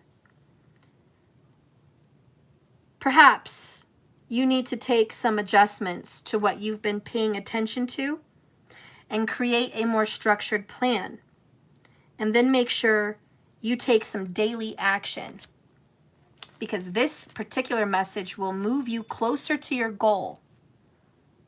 So be flexible yet persistent, and ever conscious of your ability to act on your own behalf.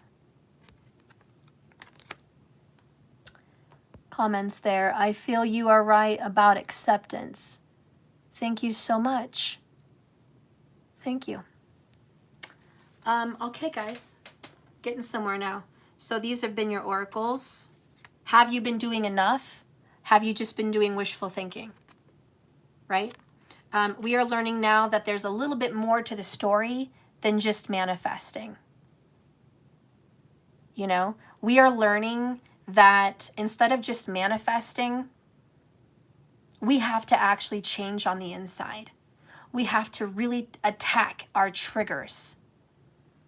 I want you guys to get that red pen or pencil and write down your freaking triggers, and I want you to rip them up. And if you have to do that every day for 21 days, do it.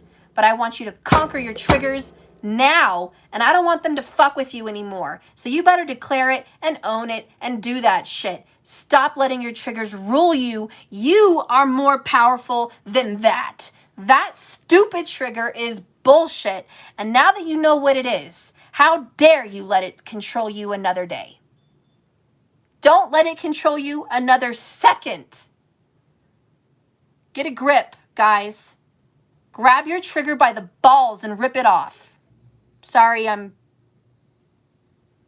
saying stuff like that. But no offense to you guys on that. I'm just saying. We're going to get a heal yourself oracle and get away from my violence for a moment, okay? Get away from my violence. I'm not psycho, okay? It's okay. If you guys are a little bit scared, have you never been around a Sagittarius before? Okay, don't be scared. I'm just, you know, half mythical creature and freak / human. That's all. I'm okay. I'm a mutant, okay? I'm a fiery mutant. You'll be all right. I promise. I do love you. It's just a little scary. Think of me as Red in, what was that show that he loved cats? Red? What was it? He was the devil's child. I can't think of his name. The movie, what was it? Red? Oh, God. You guys know what I'm talking about? He had horns. Anyways, I'm done. What's being healed? Ah, and it fell on the floor. Ah. Okay, attraction. Parsley, yeah. No, it wasn't Adam Sandler. That was something else. It wasn't Little Nicky, although I like that movie. It was a movie where he defeated monsters. Yeah, Hellboy. Hellboy. Thank you. You guys know Hellboy. Yeah, he defeated monsters. He was like from hell, and you know, he was scary. He was red. I love him. But he loved cats and he loved people and he was sensitive. You know, I love red. I can relate with red. I like red. Anyways, you are what you attract. So keep that in mind, guys. You are magnets. Do you understand how badass you are? Holy shit. Wow. When you really imagine that, like, wow, you can actually jackpot, call money to your life. Hello. Love, relationships, stuff. Like, woo, test it out, guys. Use your law of assumption. Assume that it's already here. Fuck attraction, right? It's already here. But if you can't get there that quick, because some people can be like, oh yeah, I got assumption. I got it. Some people don't got it. Some people have to get to the got it. They're not there yet. If you're not there yet to where you're able to just assume that it is what it is, start working on calling it in. Think about it. Feel it, affirm it. Keep doing it. And believe me, it will click. And then you'll be in the law of assumption. But for now, if you guys aren't there yet, attraction. Attract what you want to you. Think positive. Call it in. Believe it. Affirm it. If you catch yourself doing some stupid shit that you always do, you know, bonehead karmic stuff that, you know, you get depressed, you get sad, you overeat, or you get melancholy, or you start affirming bad things in your life again, or you start crying about third parties again. If you ever catch yourself in some fucked up shit again, turn on some good music. That's the only way. I know it's not for everyone, but do it. Thank you, Marion, for the $20. Oh, you're amazing. Thank you so much. Thank you. Yeah, guys, music, whether it's Don't Worry About a Thing, you can see clearly now the rain is gone, whether it's your favorite love song, whether it's the Hokey Pokey, whether it's the Barbie girl song, whether it's fucking the hamster dance, like, I don't care. Just turn on some music that will instantly turn your mood. Because music has a weird way of jerking your heart out of a bad vibration. Okay? It syncs easily with music. And if you don't like songs, maybe some of those healing vibrational music videos, those meditation vibrational 528 hertz music videos and stuff like that. If you don't like music, maybe turn on something like that if you're a more chill person, you know? But if you ever catch yourself being negative, music and vibrations will snap you out of those situations. I know because I've been there, okay? I've been there. So, someone or something is going to hold your attention and tempt you. It's also likely you're going to find yourself the focus of somebody else's attention. There are other opportunities coming soon. So don't be dissuaded by any setbacks because a bigger picture is about to emerge. Something may end, but it will make way for a much needed change and better times ahead. Better luck and happiness is around the corner for you, I promise. These are indications of a sort of rebirth that is greatly happening in your life. And you are going to be way more successful than you were before with your manifestations. Also, romance is suggested. Well, not to mention you're going to be getting communication, bottom of the deck. Have you expected a call, a text, a message? You're getting it. You're getting communication. Yeah, you are. Absolutely. This is what's being healed, your communication with this person. You guys are being reminded to look after yourself and listen to your body and your inner voice. Because the way you communicate with the universe dictates the answers you receive. There may be a conflict that you're in, and of course, that requires more attention at this time. But your voice and your point of view is going to be needed to be communicated a little bit more strongly and more clearly. So This is an opportunity for growth, not judgment. The physical realization of your dreams and progression in your goals is here with this card. And speak up about these things. Make sure that you are clearly heard and understood, because there is energy around you that will disrupt meanings when you communicate. Double check any form of correspondence to make sure it's been received. All right, guys, this is the end of your reading. I love you a lot. I think I'm done. I'm going to give you a love message from your person, and we're going to call it good. No, I tried draw blood mogul. Mm-hmm. We're not doing that on there. Do you know why? For blood. Okay, we're not doing that right now. Maybe it's more detailed. Okay. I love you. I love you too. I'm almost done. All right, so bottom of the deck is a message for you. I'm thinking of you in this very moment, and your love fills me with light. I love you. So there's a message from your person. And you guys also got forgiveness. Stop focusing your energy on past events between you guys.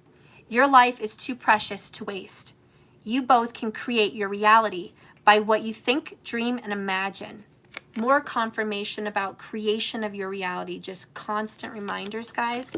And the other one that came out is look inside yourself. Examine what is causing you to feel this way and see what you see. Look inside yourself.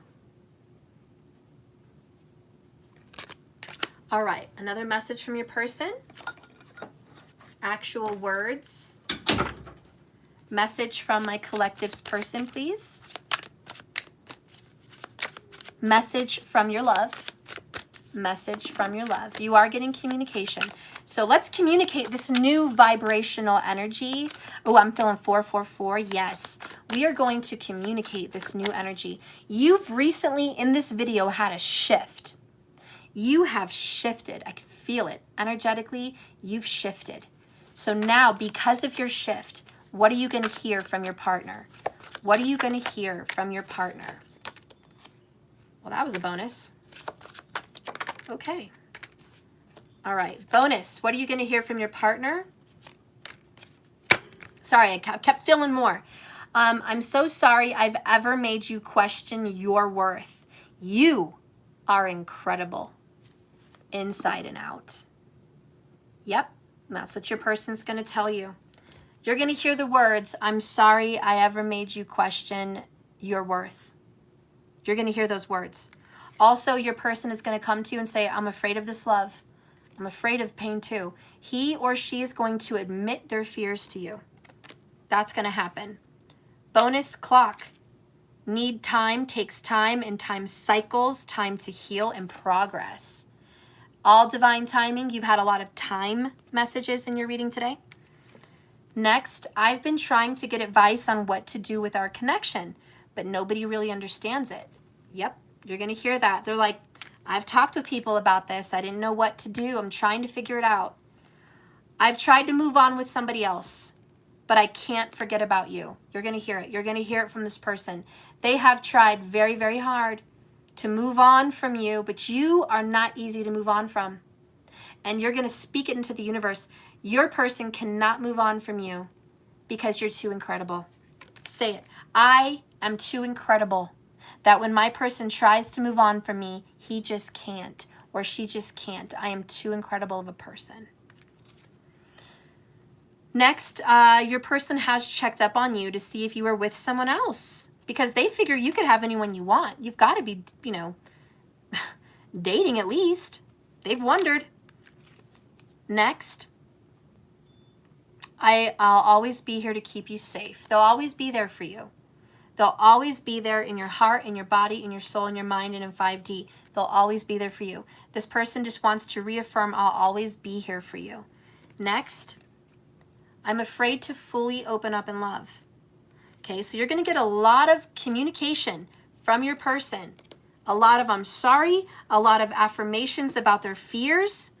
We have I'm afraid, I'm afraid. Yeah, this person is going to start opening up to you about their fears. They're coming to you. Let's get another confirmation about what your person wants to say to you with this new energy shift. Let's get, yeah, one more. We have water energy, love emotions, family comfort, and spiritual past. We have tired and exhausted about the third party. Your person is going to tell you they are sick to death with this third party person. They are overwhelmed with that third party. They've had sleepless nights because of that third party.